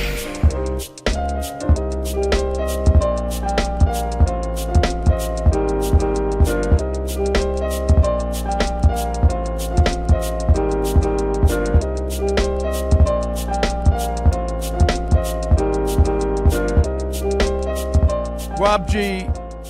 Jaylen Brown is putting together some season for the Boston Celtics. It is hard to deny what he's been able to do, considering that what people thought was Jason Tatum, their number one guy, was injured. This was supposed to be a throwaway season for the Celtics, wasn't it? We thought so. And then yesterday, he rolled into the Crypto.com arena, dropped 32, 8, and 7 on the Lakers in a blowout win. They got blowed out. Blowed the F out. So much so that it had LeBron James telling anyone who would listen, you know what? Jaylen Brown needs to be in an MVP conversation. Take a listen. He's playing great basketball, man. And you can't fault his, this whole MVP thing. I don't understand why his name is not getting talked about some as well. Like, nobody gave them a shot to start the season. And he's having, 30? Yeah, just under. Yeah, just under 30? Yeah, it's a popularity contest sometimes, I tell you. You feel like he could be MVP? Last question. That's not for me. I'm gonna be honest. I don't know the criteria of MVP anymore. It's not for him. Stopped giving a damn about it a long time ago. I got my own personal issues about it. So, yeah, these guys will tell you why. Him and Michael Jordan should have some personal issues with it. Like, Mike only got 5 is crazy. That's fine. I'm okay with that. He doesn't have to win. What, he got to spread the wealth? If I'm the best and the clearly MVP, why I can't get it? LeBron got 4? It was about 12 years we knew he was the best. Yeah, I don't know. I just... So they need to come with a BMVP, a BVP. The best valuable player or something, dang it. No, but it's just like the whole idea. It's like, you're just going to... Like Shohei should get it every year because he pitches and hits. No, that's not how it goes. Because that's what he automatically knows. Somebody might actually have... When Judge beat him, he had a better year. Even he had a better year. He did. I don't disagree. That can happen. So Shohei didn't win it, but according to some people, every year he should win it automatically because he's doing 2 things and nobody else is doing it. That's not what the MVP is. Nobody was better than Jordan. Maybe a year or two you had a better storyline. Like, you could argue Barkley finally leaves Philly. He goes to the Suns. They have Here's my best point. records. Can we get back on top? Oh, I'm sorry. Yeah. Well, you don't want to bring up Shohei. All right. I think Jaylen Brown, I don't think he's going to win the MVP, and I know there's other people in there. But the one thing, and after me and you had that big thing about, Cade Cunningham, and after that game in the Knicks, and I'm the MVP and all that. Mm-hmm. And I'm just going to forget about everybody else. But if I'm looking at these two, where the Pistons are, leading the East, and where the Celtics are. Rob G., their records are not that far apart, right? 5.5 game lead for the Pistons. In the loss column, is it 5 games? Loss column is 6. Okay. And so they got one more win. So it's 5.5 total. Okay. LeBron, I don't agree with LeBron on a lot of stuff. I agree here. And the only thing is, this was supposed to be a throwaway season. Would you admit that? Like, people thought Celtics are out. I didn't think Celtics are out. Like, they don't have a shot really because they don't have Tatum's going to be out, and the whole idea the Pacers weren't going to be in the mix. They went to the finals last year, right? Because of their star. And Jaylen Brown, who was the MVP when they won the championship, not Jason Tatum. Jaylen Brown was the MVP. And look at where they are. Rob G., were you able to look at last year compared to this year? There's a 3-game difference without Jason Tatum. That's incredible, seriously. It tells you what kind of season, averaging just under 30. He's had that kind. If you're going to look at somebody and go, who held it together when you lost one of the biggest stars in the NBA? Jason Tatum didn't take a mulligan on the season and go, well, you know what, we can't win. He's balling out. No, he is, without a doubt. And all I'm saying is, and this is no slight to Cade, none, 0. What Jaylen has been able to do with that Celtics team, only 3 games different from a year ago with Tatum. And yes, the Pistons had that great run. They won like 13 in a row, whatever. And for the Celtics to be within that kind of striking distance is incredible. He's had an MVP-worthy conversation season. That's all. I'm not saying he's the MVP. I'm saying he is in that conversation, and I would say he's in that conversation even more than Cade Cunningham.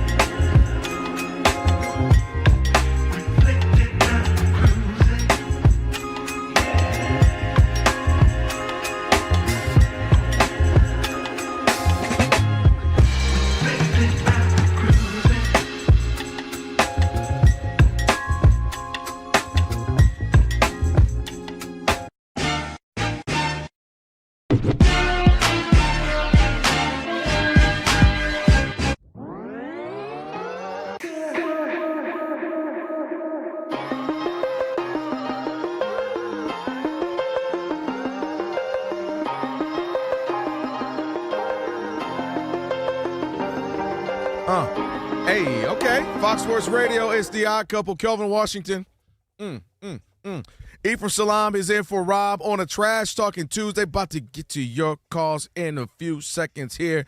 With the iHeartRadio app, you can stream us wherever you happen to be. Catch us and all your Fox Sports Radio shows live 24/7 in the new and improved iHeartRadio app. Just search Fox Sports Radio on the app to stream us live all day, every day. Be sure to select Fox Sports Radios as one of your presets in the iHeart app so that it'll always pop up right there at the top of your screen, make it easy for you. So go check out the iHeartRadio app. It is now time for Trash Talking Tuesday. Don't you ever talk about me. It's Trash Talking Tuesday. It's your teeth, Reggie. I don't know whether to smile at you or kick a field goal, man.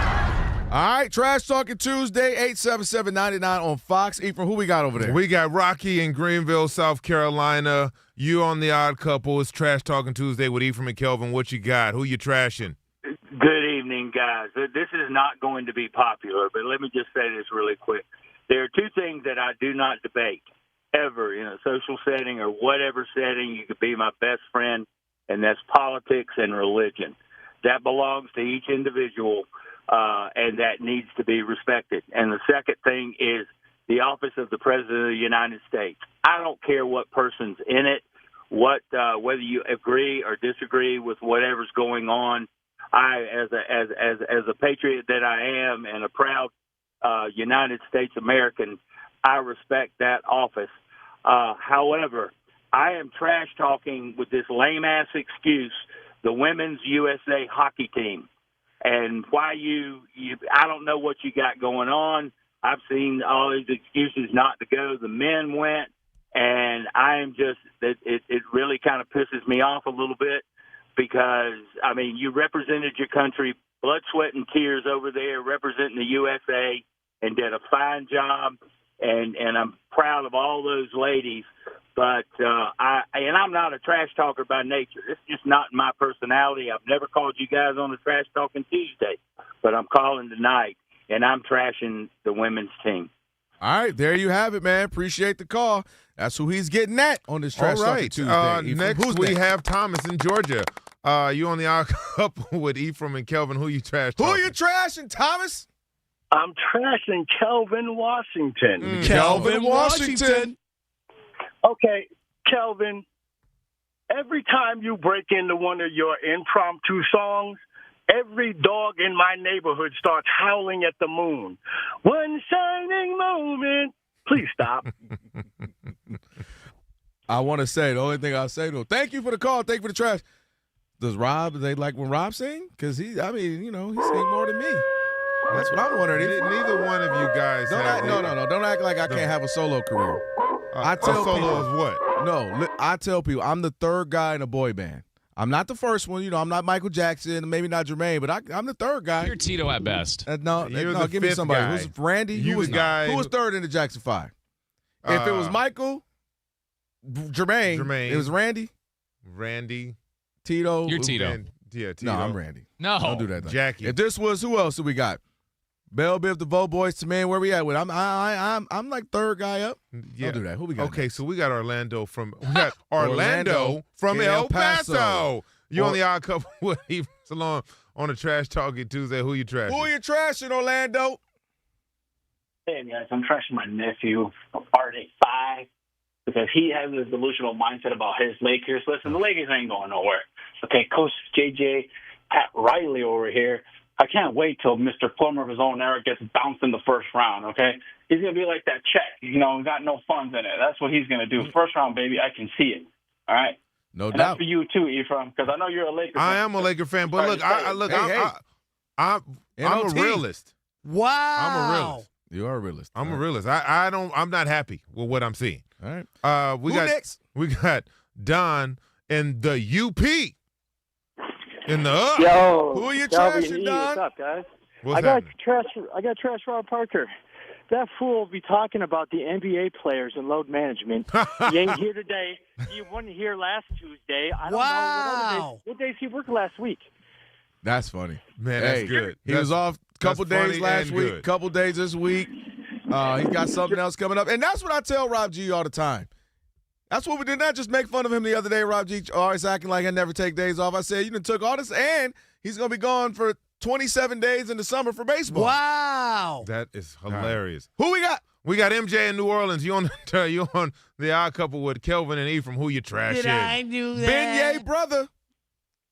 I'm trashing, and I have a tag team trashing for Christopher, Dana Dane, Broussard, and Ephraim Mateen Samar. Okay. Yeah. Some years ago, these two gentlemen hooked up a scheme for benching Kyrie Irving during COVID, and him not getting a jab, not being a team player, and that NBA scheme that they were doing at the time that he could play on the road, but he couldn't play at the Barclays. Man, I definitely remember that, man. And that was quite a scheme that you guys cooked up, man. How did that work, man? But anyway, that's my trash talking, man. Okay. Right. Well, just we can't respond. Oh, my bad. That's the hard part about it. My bad. Hey, you got me, MJ. I cooked up a scheme. I don't know how I cooked it. I don't know if my voice was heard, but we got Russell. 30 seconds. We got Russell in Orlando. Who you trashing? Hey, I'm trashing the state of college recruiting, and I'm not talking about just the transfer portal because their college film speaks for it. You got guys out there evaluating talent that were grad assistants and were trainers, and next thing you know, they're assistant linebacker coach, and now they're the recruiting coordinator, and they're evaluating talent, and they're evaluating it based on what services are telling them, and it's just lazy. It's lazy work. I've been in this business for 40-something years as a coach, and the state of recruiting is ridiculous. You have guys that have no business judging talent, and all they're doing is judging it based on what other people are telling them, and they're not looking at the film. All right. There you have it. Hey, man, appreciate it. You got the last word on this Trash Talking Tuesday. Everybody got it. I got it. You, Rob, ain't even here. He got it. Hey, man. Everybody, man. That's what makes Trash Talking Tuesday great. It's a great day. As always. On the way, the world, KD, one thing y'all love about Kevin Durant, he's one of those people, he's always got something to say. And he's been taking a real offense lately to this conversation about the world versus the NBA guys. Mm-hmm. He has some more to say. Do I agree? Does Ephraim agree? We'll tell you that next. It's the Odd Couple, Fox Sports Radio. It's too soon, bro.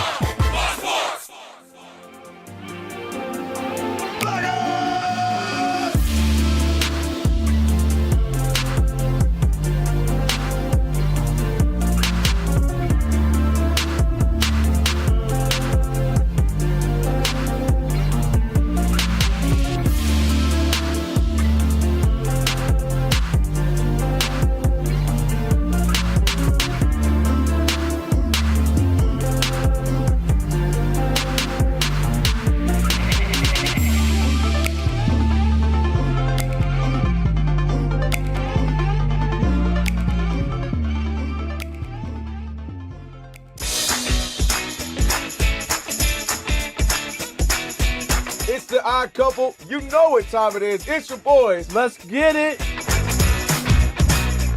The Odd Couple is fun. Check. And informative. Check. What's up, America? You want to talk sports with 1.5 of the best-looking guys in the game? That game was incredible. You are wrong. You'll be king of the water cooler.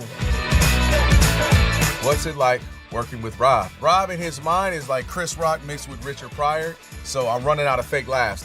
Ha ha, Rob. Rob is very passionate. Son, you ain't ready for this. Well, I don't have BS in my game. I'm straightforward. I'm honest. You say Brady's the greatest quarterback of all time, but Eli Manning beat him twice. And, of course, it doesn't hurt that I'm right most of the time. Kelvin is the nice guy, wants to make everybody feel warm and fuzzy. You done? Let me tell you the truth. I bring the energy, a youthful energy. Rob's not gonna see this, is he? And I bring an honest opinion. Michael Jordan, I can't take it anymore. I need a break. I'm going to go play baseball. Trash Talking Tuesday is the best. It's a great opportunity for folks to call in and they get to trash whomever. Who you trashing, Roger? I'm trashing LeBron James and Michael Jordan. Oh, okay. They can't even hold Wilt Chamberlain's shoes. Stop talking about the king like that. It's a new era. Let LeBron be the best, please. I only recognize one king in the United States, and that's Burger King. The connection with the Odd Couple audience is incredible. We really invite them in. And they can relate, whether it be things about our own personal lives or our takes on sports. Love you guys. You guys are killing it. Hey, we appreciate you. Thank you for rocking with your boys. They feel like it's just my guys, just my friends, and they join right in on the show. We talk with the listeners, not at them. Obviously, you can listen to us live, but you can still check out the podcast. You can check out our YouTube. You can check us out on social media. So in any way you want to get it, you can get it. Yes. There's some yelling. It is some hot takes. It's a whole lot of fun. I'll give you that. It is fun. I agree. Begrudgingly. The Odd Couple. Sports talk that's too good and too fun.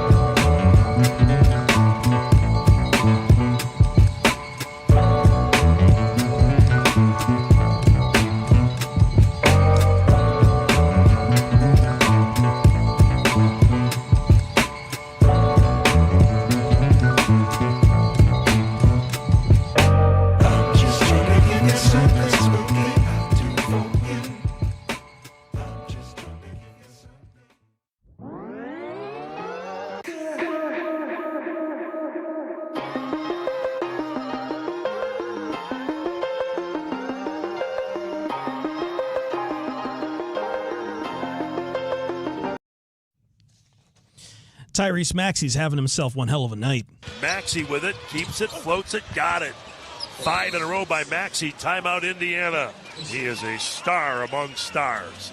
32 points, on the verge of a triple-double if he can get another rebound and 2 more assists. Sixers lead the Pacers 108-86 with about 11 minutes to go in the game.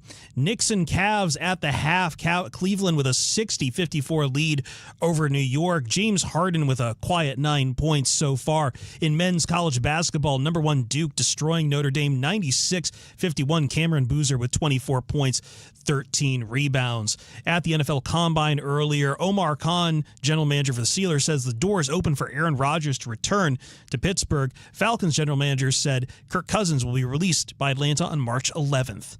I'm Chris Perfett. I've been covering this league since 1987.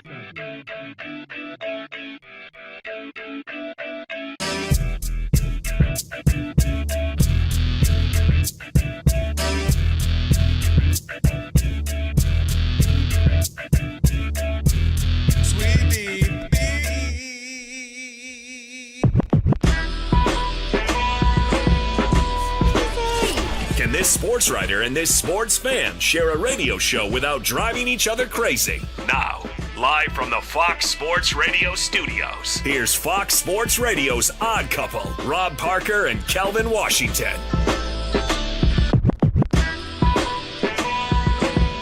Hour number 3, the Odd Couple on Number the Trash 3. Talking Tuesday. That's right, number 3. Ephraim Salam in for Rob, Kelvin Washington. Spirited Trash Talking Tuesday. Everybody got some smoke. Thank you for that. Everybody got smoke. That's the first time I really got smoke. Yeah, women's hockey team got some smoke. Yeah. He wasn't playing about that. No, he was serious about that. I didn't get a chance to ask him, well, why do you think they felt like that? Well, I mean, if I'm speaking for him, he would say. But the world did hear the phone call between the men's team. Yeah, it wasn't. We talked about it on our show yesterday. Yeah. That wasn't the most inviting invite. Most welcoming invite. I mean, I guess I got to bring them. I guess I got to invite them. I'll get impeached if I don't. It's okay. First of all, you're not gonna make a joke at our expense. Yeah. Right. It was in poor taste from the leader of the free world. And it put the men's hockey team in a bad spot where you're excited. You're not trying to overly analyze this moment. You just want to laugh. You're happy. You just won. And now, because now that you're laughing and you're happy, it looks like you co-signed that when it's an awkward moment. You don't know what to do. That's all the reason why not to put people in that situation. Yeah. So, a lot going on in this last hour for us. We got Marcellus Wiley coming up. We'll talk some NFL action with him and whatever else he wants to jump into. Last call coming up as well. So a lot to get to. And again, if you are listening, you just got home, you settled in, you're at work, you're settled in, you can always watch us on YouTube. We have the all you got to do is search Odd Couple FSR. Shout out to Elijah. Got us looking good up there. Odd Mob, that's the name of the folks in there. YouTubians as well. What we got, Rob G? Some comments? Oh, we got a lot of comments coming in hot and heavy per the usual. A Zerf master of all time. I don't know what that means. Man, a Zerf, man. He says, I'm surprised to see Ephraim so much on the show after he made that comment about Rob being single. It's good to see the Rage Baiter get mad. The best part about it is he didn't forget. He remembered the exact. It wasn't like, did he say something that got Rob mad? He remembered the exact moment. Man, that was so funny, man. Yeah. Rob was mad. No, what do you mean Rob was a little mad? He's still mad. Mean, Rob? He's still mad. You are on his dead to me list. He just knows how to act like he's not. To be fair, I think I'm on his dead to me list. You might we do the show with him. Oh, you're definitely on his dead to me list. Oh, yeah, for sure. Yeah, or he's dead to me. Is Alex on there? No, he loves Alex. He loves Alex. Wow. Alex loves Alex him. is the fluffer. Alex is the king fluffer. You see these hands, Ephraim? Fluffer. Yeah, king fluffer. You see these hands? Soft. Wow. Everything looks bigger in these hands. Rob,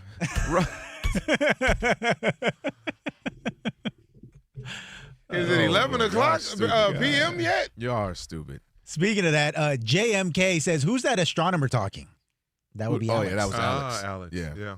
Getting deep, the moon is close, is localized with the It is. spiritual. It's in our own It's orbit. orbit. It We're is. orbiting but the side of the moon. It's only ours. They try to confuse us all the time, saying the world doesn't revolve around you. It does. It revolves around us. That's why when they say moon me, you thought it was referring to that, but it's the moon facing me. Oh, that's sun's out, buns out. In the right. periodic Monday. The periodic Periodic Next table. Monday, too. All right, last one. CA Little 4 says, I like this pair way better. Rob just clickbaits. These two are legit. I'll listen every day on my way home. All right, well. All right, thank you. I appreciate that. Hey, man. Well, Like I said, all I can be is a voice to the people. Whatever. That's my title. That's how I'm sick. Yeah, I'm sick of these NFL people and business people and entrepreneurs thinking they can take everything, Rob G. That's all I got. I can't be the voice of I'm the voice of the people. Like you haven't been successful enough. Yeah. I used to have to deal with Is there this. a level to success There where you is. stop? You just be like, you know what? I'm going to turn it off. There's a level where you say, I'm going to give them something. Let me have the voice of the people. It's your show. Then I'm the voice of the people. But you can't have the voice of the people. You know, we're doing live on YouTube. Paper, rock, scissors. Well, I'm a boom, boom, go. Are you a boom, no, boom, boom, go? All right, Boom, ready? boom, Yep. All right, maybe we'll stop there. We both the voice of the people. All right, we both got the same exact one twice. And then for Dub radio. knows this. When it comes to me specifically, there's levels of success where I'm like, I'm happy for you, and then you Then reach a it's certain level where I'm fear, like, no, I hate you now. Yeah. Guess what? I'm not happy anymore. You know what I'm going to say? What's up? Everybody had choices. No, we all did had not. choices. Everybody had choices. We all had Like, choices. like Dub is teetering. I was Like about if to he say- gets one more acclaim, Yeah. Oh, no. I ain't happy no more. Yeah. I don't see. I'm not that type of guy to put my man on blast like that. But Shut up. old boy That's over why I here. can't tell you nothing. Hey man, I'm just letting you know. All right, y'all looking Rob at me. G is you like- want to shut He me hosting down? too many Emmys for me to be happy for him at this Shut Rob me G, down. I'm right there. One more little thing, if I tell Rob G, Precipice. he's gonna be like, he's not gonna. I'm gonna He's be on in that the list. cusp. He already tries to act like you can't even be a decent, I'm a okay in there. Not a millionaire. I'm okay in there. Rob G hates You it. living in a community, And the best he got part, staff. and the best Private part, school. Yeah. you got staff is the best. Both my kids go to public school. Is he? Man of the Just people go- right just, there. Hey man, I have children that go to public school. I Take coach that. at Have children. I didn't say all of them. I didn't say them about all. 9 of them. About 9 of them. Take that, okay? Don't do that. Don't do that. Don't be doing that, Rob G. Rob G, and the best part about that, he does that, and every time you talk to him, he's like, yeah, man, it's crazy. We got the bigger car now. We got the bigger one. Yeah, it's crazy. I got my whole new entire house side is done. We got this new I got the seamless gate. roof. I got the seamless roof. right. Nobody even know what a Can't seamless hide roof money. is. Yeah, man, we got this Can't new hide gate. money. We got this whole new gate. So don't try to do that, Rob G. It's always the ones who talk the smack who be doing the most. Yeah. Yes, That's facts. who do be doing the most. Who is in there loud? Is that Shay? Shay, we're doing a show. He's copying your Trump impersonation. Oh, Thank you for coming. Yes, I had to stop for a chicken sandwich with cheese. It's really good. I promise. Little It's lower. really big. Little lower. Are you telling me how to talk? Boy, there you go. All right, my bad. Is that bro. what you're doing My right bad, now? My bad. Little more. Give me a little more of that. No, we don't talk like that. We got our fresh adrenochrome in today, okay? All right, fine. I'm sorry. Don't treat me like Kevin Durant mad at world players. Rob G, Kevin Durant has had a lot to say, especially if people are starting to say the world is catching up, the world in the All-Star weekend, they're going to be good. He's had a lot to say, and now our good friend of the show, Vinny Goodwill, has him quote saying more. Yeah, you know what's funny is he tried to bury this in the story because the headline was Kevin Durant says he wants to play in the 2028 Olympics. That was the big thing. KD wants to run it back one more time, 5th Olympic of his career. Later on, if you keep reading, he specifically takes issue with the idea that the world has caught up to USA basketball. Here's what KD said to friend of the show, Vinny Goodwill. I just don't like the talk around the USA versus European style of how you approach the game. All I hear is AAU destroying the game. The Euros do it right. The Americans do it wrong. It's a lot of bullish with that. I can read between the lines on that. It's a shot at black Americans. We're controlling the sport. They're tired that we're controlling the sport. This is one time we talked about it with Jaylen Brown. When there's inequality, when there's social injustice, I want people speaking up. I want to be one of the people speaking up. It's just the world's kind of good right now, KD. And I think to me, he's reading too far into this because when people say the world, they're talking about black people too. The last time I checked, Joel Embiid, who was an MVP or at least a candidate, MVP and candidate for a handful of years, he is from, I forgot, was it Cameroon? Cameroon. French Cameroon, country in Africa. Victor Wembanyama is French. He black. We got Shay. SGA from Canada. Giannis They not like us, from but he Greece. They not like us. But you get what I'm saying? Like, the world didn't just mean Jokic and Luka. The world meant people who are not born in America are catching up. We talk about the MVPs. That's two of the three. I mean, we're talking about the last 7-8 have been world guys. Well, 3 of the 4, I should say. We're talking about SGA, talking about Giannis, you're talking about Embiid, and then you're talking about Jokic. So the idea that, like, this is just a white-black thing, I was actually kind of scratching my head like, KD, No, this is more of a world thing. This is the way they're approaching the game. And I think the world – now, had he said – I think he touched on it a little bit. Correct me if I'm wrong, Rob G, no longer. That I think the world, if you're going by numbers, we're still blowing them out. We're much better in depth. Yeah. But the heavy portion and then being top heavy, just if you're talking the top 7, 8 guys, 10 guys, they're catching up. And that to me is not debatable. And again, it wasn't just Euro or white looking players versus black. I didn't read that like that. I've read it as the world is catching up. You can correct me if I'm wrong. Even when you look at the Olympic Games, we barely beat France. We've lost to some other teams before where you got to put your all out there to beat these teams. So I took it as that, not just simply a racial thing. And in this instance, the majority of France's team is black. Yeah, black. Right. So this to me, South Sudan, they real black. They uncut black. And they was giving it to us. They were. They absolutely were. And they were even like, oh, we about to beat America? So am I wrong for thinking he misread that?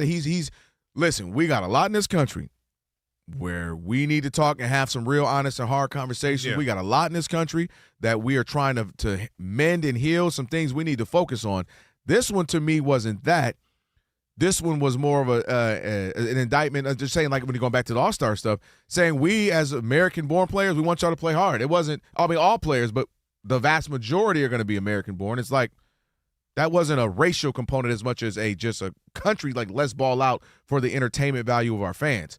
To me, this wasn't that. But I could tell me I'm wrong, or you still KD? I mean, no, you make great points. And I could see the angle KD was going at because on the surface, that's what it seems like when you say world and you say, European players or world players, you equate that with non-black people. Mm-hmm. But the world is vast. Like Africa, the continent is in the world. It's a massive continent. The top candidates for MVP are not American, but they're black. Mm-hmm. And so when you start with what I believe will be the face of the league, and if this young man can stay healthy, will be the best player to ever play in the NBA, and that's Victor Wembanyama. His skill set, his abilities, his size, sheer size, we've never seen anything like it. May never see anything like it again. Maybe, maybe not. But I remember LeBron coming in and his physicality and what he looked like, and people were like, "Oh, this is unique." Now we just one-upped it. But this is a black French player. Yeah. And then you look at SGA. He's not from here. You know, he went to school here and all of that, but he's from Canada. And you look at the whole Canadian team. They are all black. Right. And so on the larger scale, just that statement, but when you get into it and when you break it down like we're breaking it down now, you understand the world isn't just number one black and white, and it's definitely not just white when we talk about world players and the difference between how we train our system of youth basketball opposed to them. They have academies and they play professional earlier than we do, right? We have an AAU system, and a lot of countries have that as well because, it's funny because we're doing a vertical series at Hidden Empire Sports Collective. I'm producing a vertical series talking about AAU basketball, and our focal point is all of our kids are on this Paul George Elite basketball team. And you have Matt Barnes' kids. You have Zach Randolph's son. Yep. My brother Deon's son is one of the top 12-year-olds in the country. My son. And so we're talking and exploring youth basketball from a father-son angle, right? It's no longer you got to go to the NBA to get yourself out the hood, right? There's a vast playground out there in terms of what success looks like for kids who play basketball at the AAU level and what they want. Now, yes, it may be you want the NBA.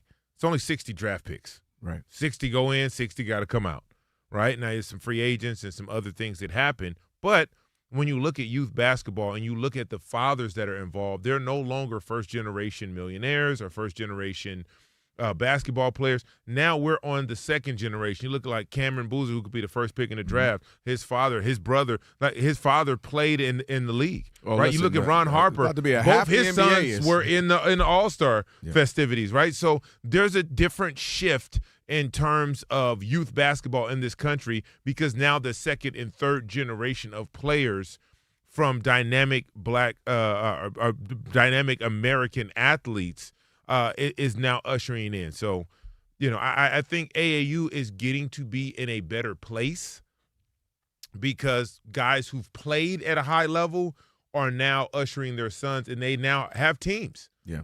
So you're saying less desperation? More yes. like teaching the game. And because now you're teaching life lessons through basketball, right? It's about if you can get to high school and these kids are getting NIL deals. These kids are going to college and already have $300, $400, $500, $1 million already saved in an account. You can get to college. You can stay. It's no longer one and done. Mm-hmm. You can make more money That's in true for a lot of college. them. That's true. Than you ever make in your first 3 years in the NBA. And not everybody will get to another deal. And so if you played 4 years in college and you made upwards of $5-6 million and you never made the NBA, have you failed? No, because technically you were really a professional if we really getting down to the conversation has to change. And I think just making a blanket statement about black, white, world versus U.S., I think you're not using a broad enough lens when you say the world. Yeah, I think maybe he was reading far into that I wasn't. Maybe I missed something, and like I said, maybe you feel him. And maybe he sees something we don't because he's actually in the NBA, and we know he's also on his phone. He's on his phone now. So we know he's getting tweets and he's getting grams and he's getting DMs that he's responding to, or allegedly not, depending on what account he's on. 877-99 on Fox. We can take a few calls on this, Ephraim. If you absolutely agree with what Kevin Durant is saying, maybe we're misreading it. If you understand what he was saying, or if you disagree as well, 877-99 on Fox. We'll take a few calls on this as well. Don't forget we got Marcellus Wiley coming up in about 13, 14 minutes or so. Last call. So still a lot left on the Odd Couple. Ephraim's in for Rob, Kelvin Washington on a Trash Talking Tuesday. Y'all wasn't playing around with that. It is the Odd Couple, Fox Sports Radio.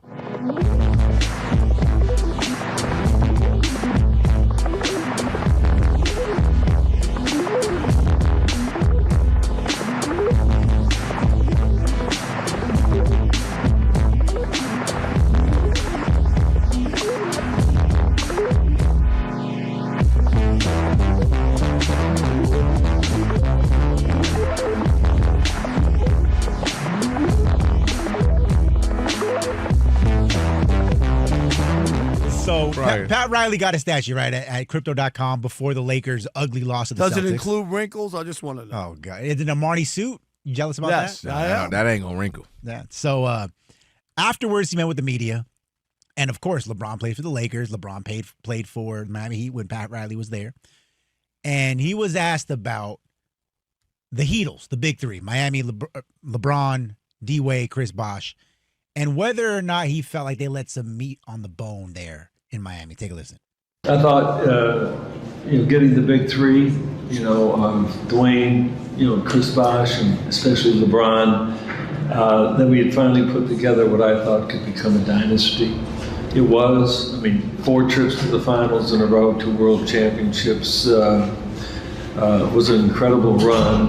And as a coach and as somebody who really thought about how to build that particular team, and you built it, I saw something that could have lasted 8 to 10 years, but I understood, as I said in my speech, is that, the business in the NBA is the business in the NBA, and players have an opportunity to go somewhere else, and he went to Cleveland, and he won a title up there. So I wish him nothing but the best, but I want to be selfish here and say I wish I had him for another 6 or 8 years. It would have been great, but we'll never know, will we? It's official. Pat Riley's senile. Okay? Pat Riley, we want to play this for you because this was LeBron when he got to Miami. Not 2, not 3, not 4, not 5, not 6, not 7. And when I say that, I really believe it. You know, I'm not just up here blowing smoke at none of these fans because that's not what I'm about. The idea that Pat Riley, I know he's 80. I'm going to cut him just a little bit of slack. Can he get a little bit? Just a little bit. Okay? But the idea of, like, there was going to be some dynasty there if he stayed. Does he remember a couple things? First of all, they gave up a championship to a Dallas team that had no business beating them. They shouldn't have okay? lost that one.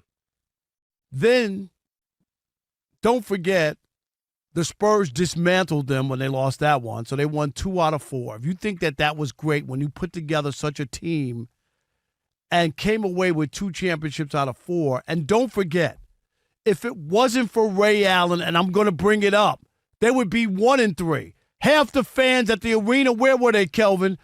They were outside. Headed to the car and said, "Let us back in." They were outside banging on the door to get back in because they thought they lost that one. Go back and watch the video. Pat Riley, when LeBron took his headband off and was almost in tears because he thought they had lost it. They brought the ropes out in the trophy. Do you remember? They did. And Ray Allen hit a miracle shot. They wound up winning that and winning that championship, and that saved what they had going. There's no way you can look at that and think that was good.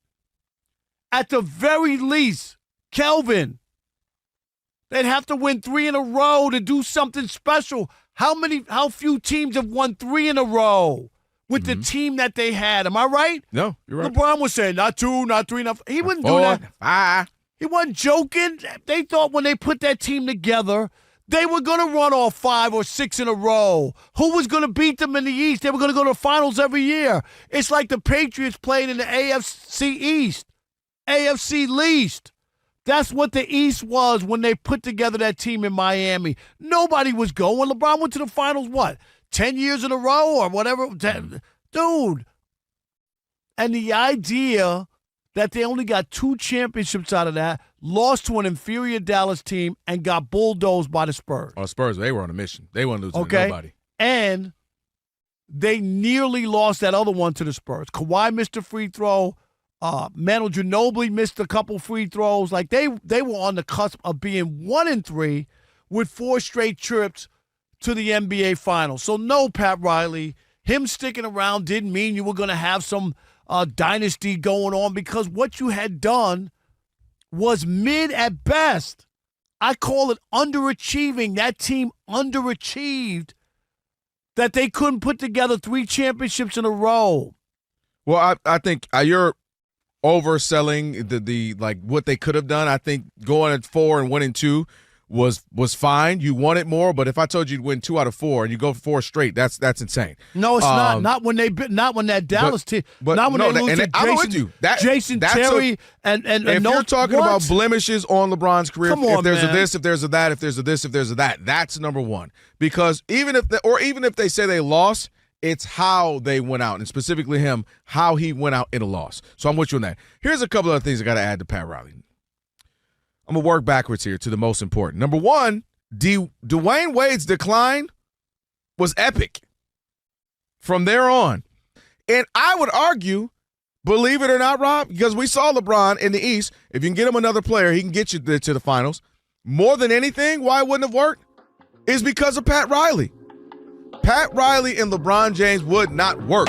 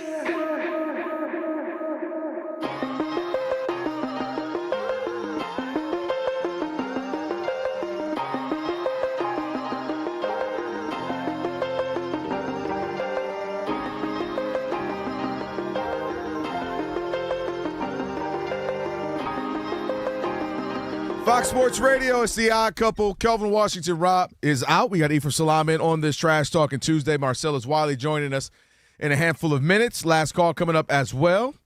Ready to tackle your financial goals? Webull makes it simple to start investing. Powerful tools, real-time data, all in one app.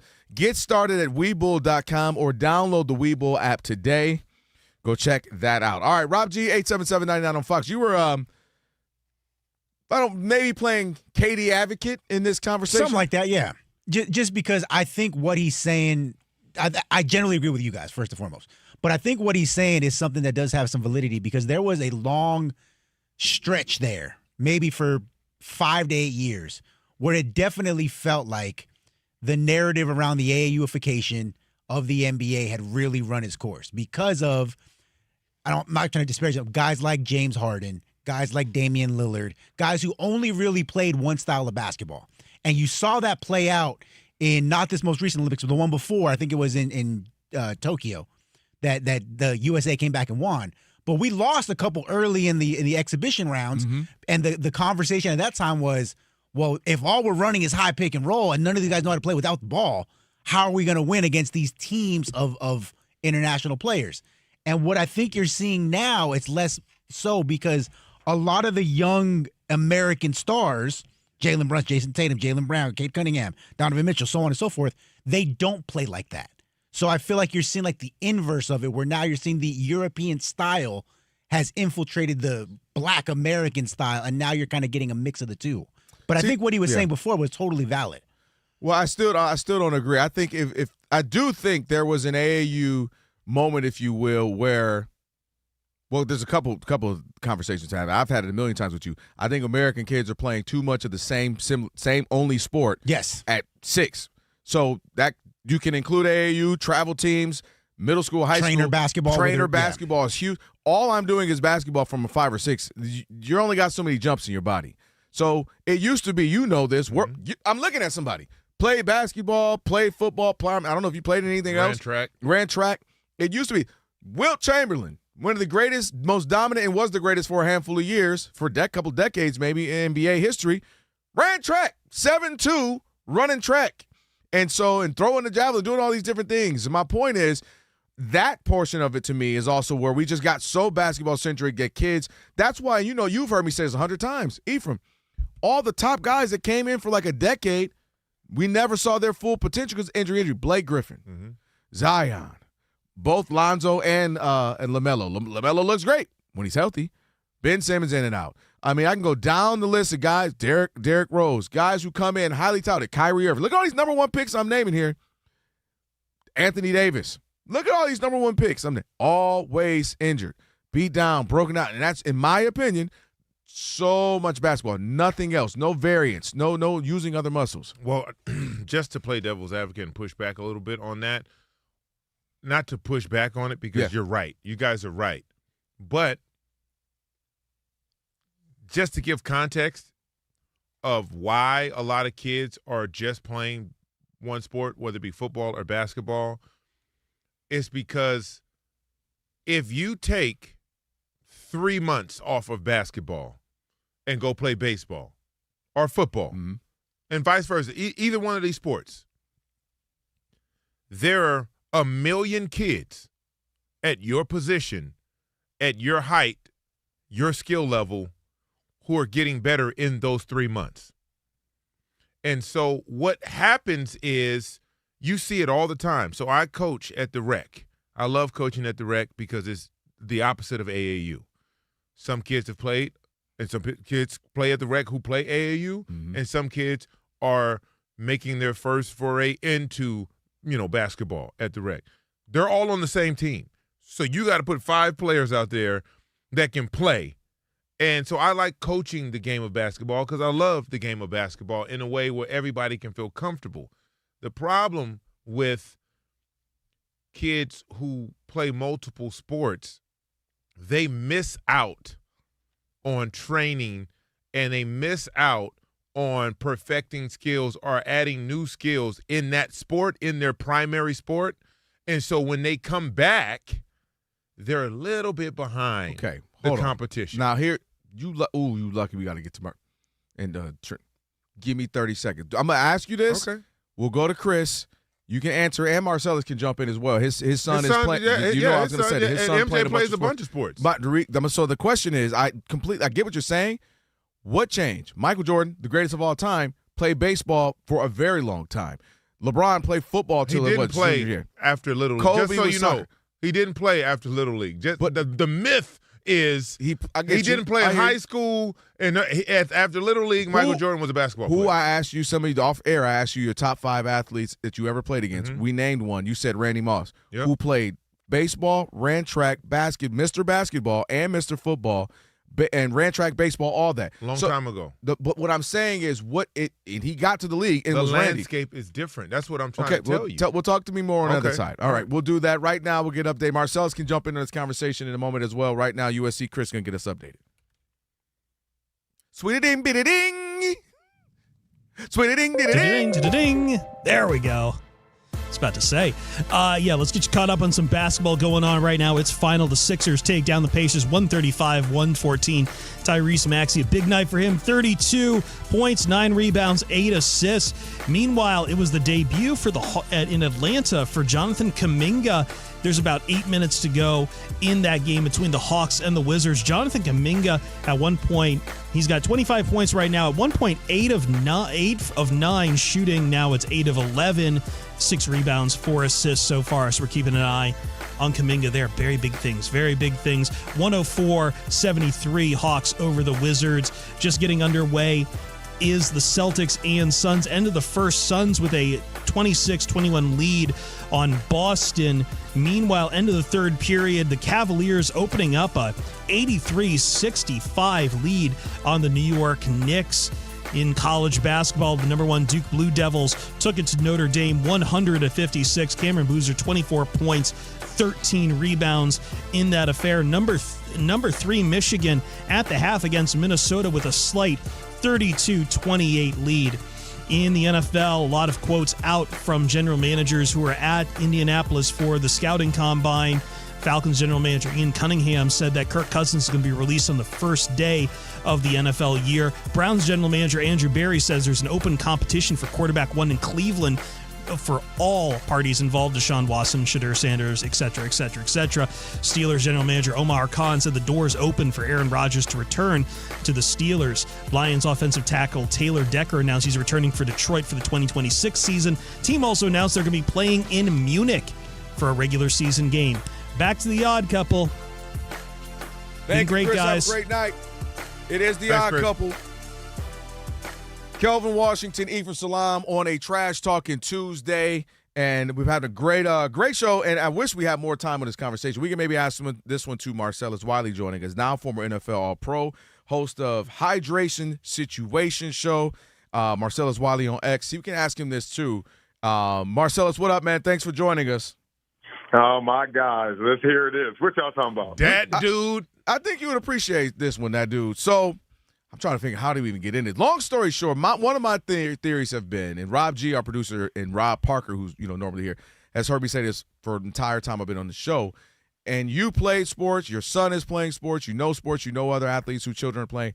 I feel like we're having this the last 15 years or so, specifically in the NBA, where kids are only playing basketball 24/7, 365, no breaks, playing for the high school team, then playing 6 and 7 games on Saturday and Sunday AAU, and we're seeing broken down and beat down battered 21, 22-year-olds. The Ball brothers all beat down and battered and rarely play. Blake Griffin can never get past injuries. Anthony Davis can never get. Kyrie, look at all these number 1 picks I'm naming. Zion, so on and so forth. Guys, John Morant, they're always battered, and I'm saying it used to be that guys played multiple sports, and maybe eventually they locked in, but throughout their 8, 9, 10, 11, 12, 13 years old, they were playing other sports. Your body only has so many jumps. Am I crazy? No, you're actually not crazy, man. You talk about that odometer that starts as soon as you pick up a ball and you start playing. And back in the days, we all played multi-sports. So, you had a lot of different muscle movements, muscle patterns. So you develop more of a full-body experience, a 360, versus what you see now with this hyper-focus on one sport. And it's not just basketball. It's that one sport. Because I know some football players that will have multiple tackle seasons and then balance that out with some flag seasons. Just depends on what you think is the best route for your kid. But unfortunately, it's the way that you go about it that's really starting to show that it's counterproductive. So, yeah, I mean, but at the same time, you got to counter it with Dodger making those great players we talk about. We saw these injuries in the 80s. Dominique Wilkins comes to mind. The 90s, guys getting injured, rough style. So you really can't avoid it. You can't avoid it. It's just what's the best path. And I think the best path is to try and balance it out and have more. What's up, that dude? How many sports does MJ play? He plays 3. We always say 3 is the limit because after that you're robbing one to do the other. So you're not going to one practice to go to that game, vice versa. So we play football, we play basketball, and gymnastics. Okay. I like that. When I was telling Kelvin, so many parents and so many kids stopped at a certain age, stopped playing other sports because that 3 months that you leave from your, say, basketball and then go do something else, and when you come back, you're behind the kids who didn't stop. And so now you may have been better than someone, and when you get back, now you're behind them skill set-wise because that 3 months you took to go play baseball or football or gymnastics, whatever it is, that was time that your competition and your teammates were using to get better in basketball. Man, that is profound and that is real. You got to think about 3 months, especially at their age. You know, my son is 10, so you're talking about such a big percentage of their life versus when they're 20 years old. 3 months is not the same as it is at this age because they're just getting started and they're so young. And what's happening also on top of how much of their life is committed to that sport right now is the pressure of the business. So all of these AAUs, all of these teams are feeling that professional pressure that comes down to the collegiate level and NIL. Now NIL has hit high school. Recruiting has been around for decades, and now it's intense where you could be a high school kid entering high school, wherever you may be. I just met a kid yesterday.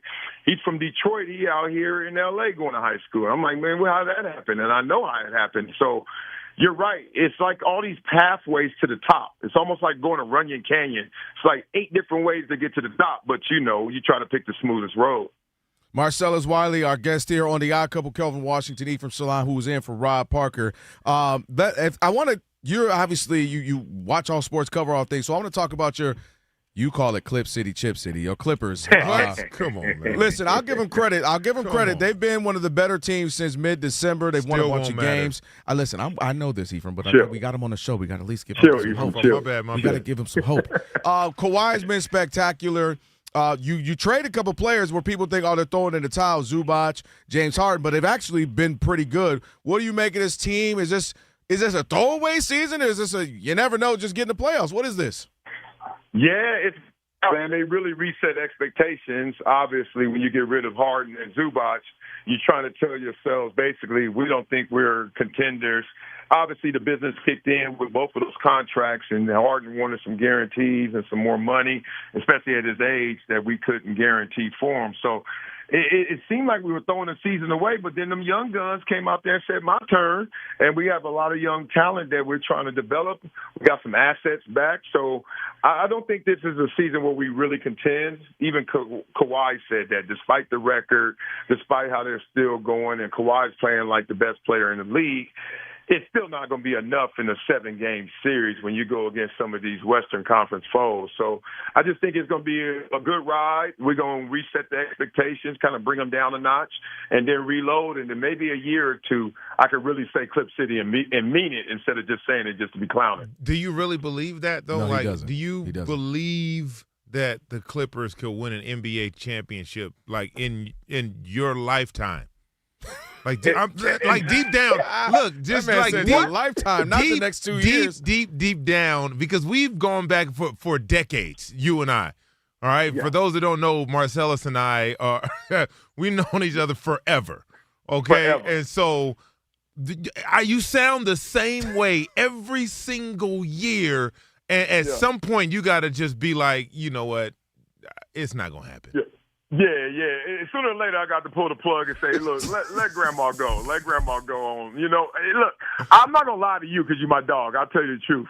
I have zero hope in terms of us really doing it. But I have 100% enthusiasm to always root for it because when it happens, it's going to be the best thing that ever happened in sports. But if you put a gun in my head and say, yo, is it going to happen? I'm like, hell no. You know? Past behavior, you're going to tell me future behavior. We not built for that. We're not in the game for that. We here to have fun, not to go get them rings. So he basically said, Kelvin, as a Lions fan, you know what I mean. Yes, that's exactly what it is. Yes. I got you. Yes. I got you on that one.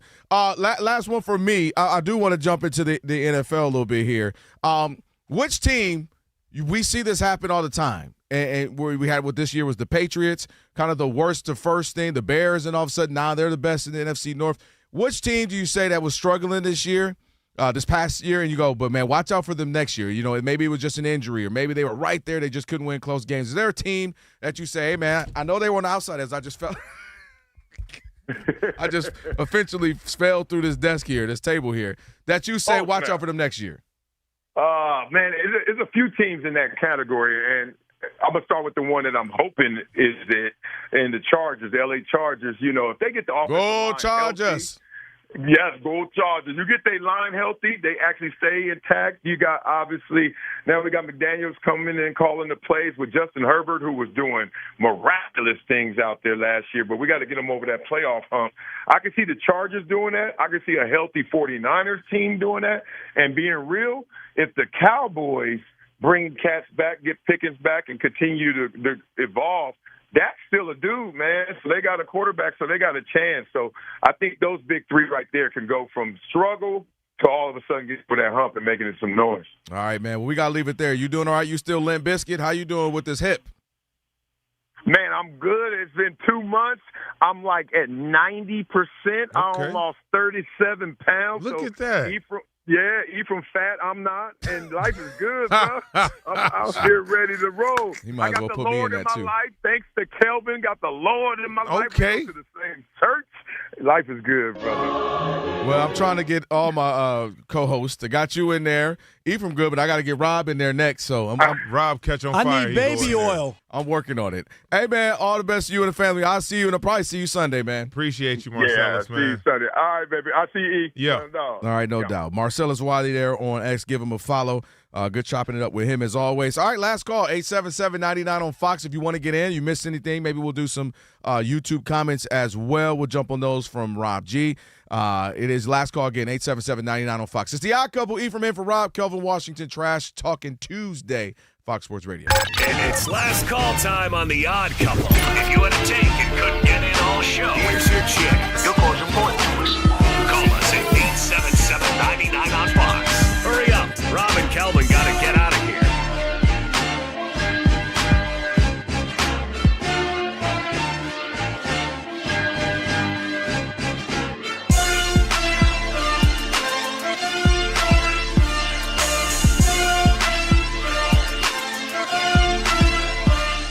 But the real reason why everyone's excited about the second half of the season is not just the return of basketball, but because we may finally get a conclusion to the epic Kawhi Leonard Aspire saga. According to The Athletic's Sam Amick, the NBA had been prolonging their decision on this investigation. You know, they said the investigation is ongoing. They've been prolonging it until after the All-Star break because, as you know, the All-Star game was at Intuit Center, or the Intuit Dome, home of the Clippers. They didn't want to really embarrass Steve Ballmer and do it before then and have everyone show up to his building and have it be real awkward. So according to Amick, now that the All-Star game has come and gone, the league is prepared, or the speculation is that the hammer could be dropped very soon. And by the hammer being dropped, we're talking draft picks taken away, massive fine, possible suspension for Steve Ballmer, and the granddaddy of them all, the voiding of Kawhi Leonard's massive contract. Here we go. Is this on? I want you to hear this very loudly and clearly. Okay, what you got? The NBA can drop the hammer all it wants, and I'm okay with it if they have the evidence and the goods. But that hammer better be hitting Steve Ballmer and the front office, and it better not touch Kawhi Leonard. Kawhi Leonard is the victim in this whole mess. He is the victim.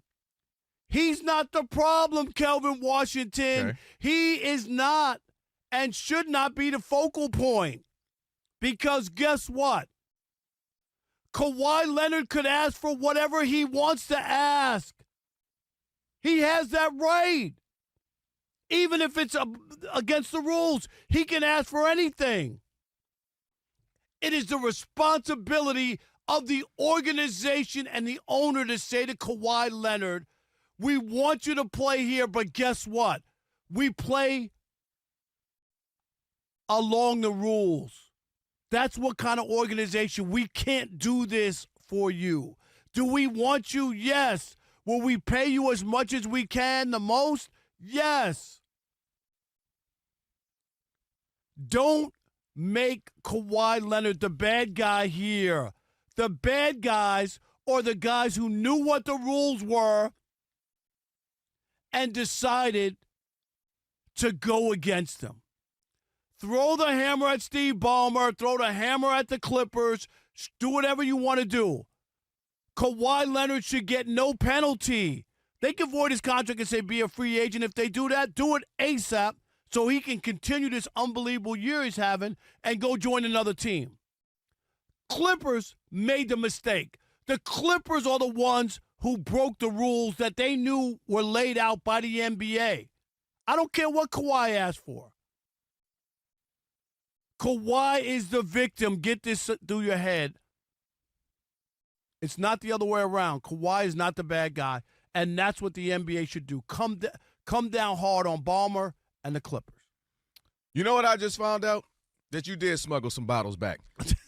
You've been sipping, and dang it, Rob G, when have you ever seen him drink something that's not like already in a lemonade or something in a bottle? I know you got wine in there. You have been sipping the sauce. I ain't buying nothing you told me. I'm glad you're back so I can get some lunacy that I need to address. Number one, Kawhi Leonard is a victim. What? Kawhi Leonard asks for outrageous things everywhere he goes. He routinely asks, I need a private jet. My uncle has to do this. I want to be the focal point, not the team. Can I have this? Can I have that? And you know what just happened here, Rob? You brought it up. He asked for something that he shouldn't have asked for. They obliged. He accepted it. You can't tell me, well, he can ask for something even if it's illegal. They don't have to give it to him. Well, they did, and he accepted it, and he cashed those illegal checks. He pulled up to aspire, and he aspired to get those checks, didn't he? If you don't cut it out, he's absolutely complicit in this. If anything, it's 50-50 at the least. No, it ain't. What do you mean it's not? Because the team is the one that has to – they know all the rules and the bylaws. They knew what happened to the Minnesota Timberwolves when they did that with Joe Smith. You remember that? And they lost all those draft picks. So they know what the rules are. They know. So wait, the rules, they were one-way rules? No. So only Steve Ballmer and then read the rules, not Kawhi. Kawhi doesn't know what the rules are. Kawhi, are you trying to stick up for him?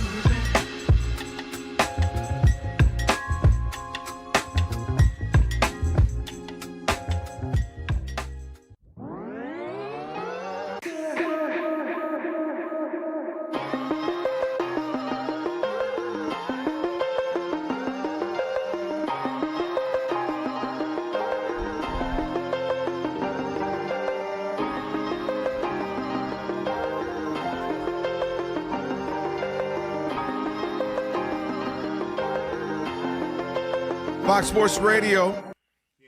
It is the Odd Couple, Kelvin Washington, Ephraim Salam, who's in for Rob. One more time for your boys. Thank you to Marcellus Wiley for joining us. If you miss any of today's show, you're going to want to catch the podcast. Just search the Odd Couple wherever you get your podcasts. And right after the show, today's podcast is going to be posted. Be sure to follow the podcast, rated 5 stars, and you can even provide a review. Again, just search the Odd Couple wherever you get your podcasts, and you're going to find today's show and a best-of version right after we get off the air. Rob G will have that cooking for you in just a little bit. It's now time for Last Call. This is the last call. Last Call!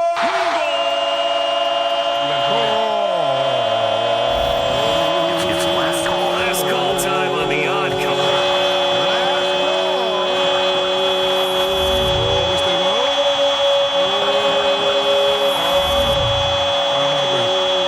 What we got? We have Ken in Stockton, California. Ken, you are the last call on with the Odd Couple. Okay, I'm gonna make this real quick.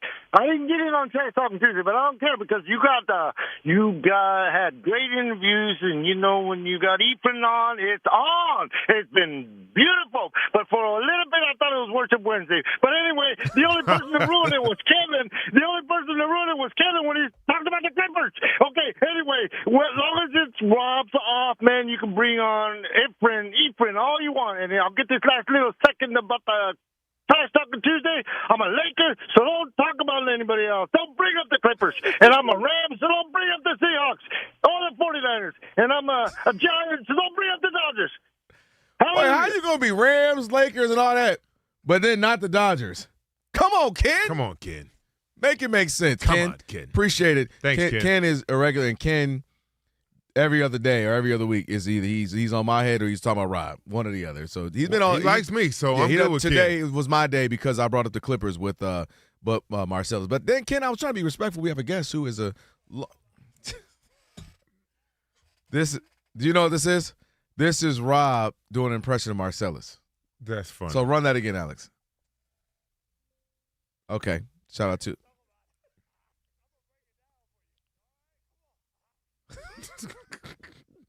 How'd he do? Y'all had too much fun on this show, man. I love it. We do. I love it. Only got a couple minutes here. I don't even know if I want to get to it. Anything else we left that we wanted to get to? Anything you wanted to add? Because, we're going to talk about this. No, look, I had a great time. We had a lot of stuff we talked about. Ramping up for the remaining of the NBA season. Oh, yeah. I was just telling you, I think people have to watch out for the Hornets. I think Charlotte Hornets going to be a dangerous team. Snuck that Jacoby White in there.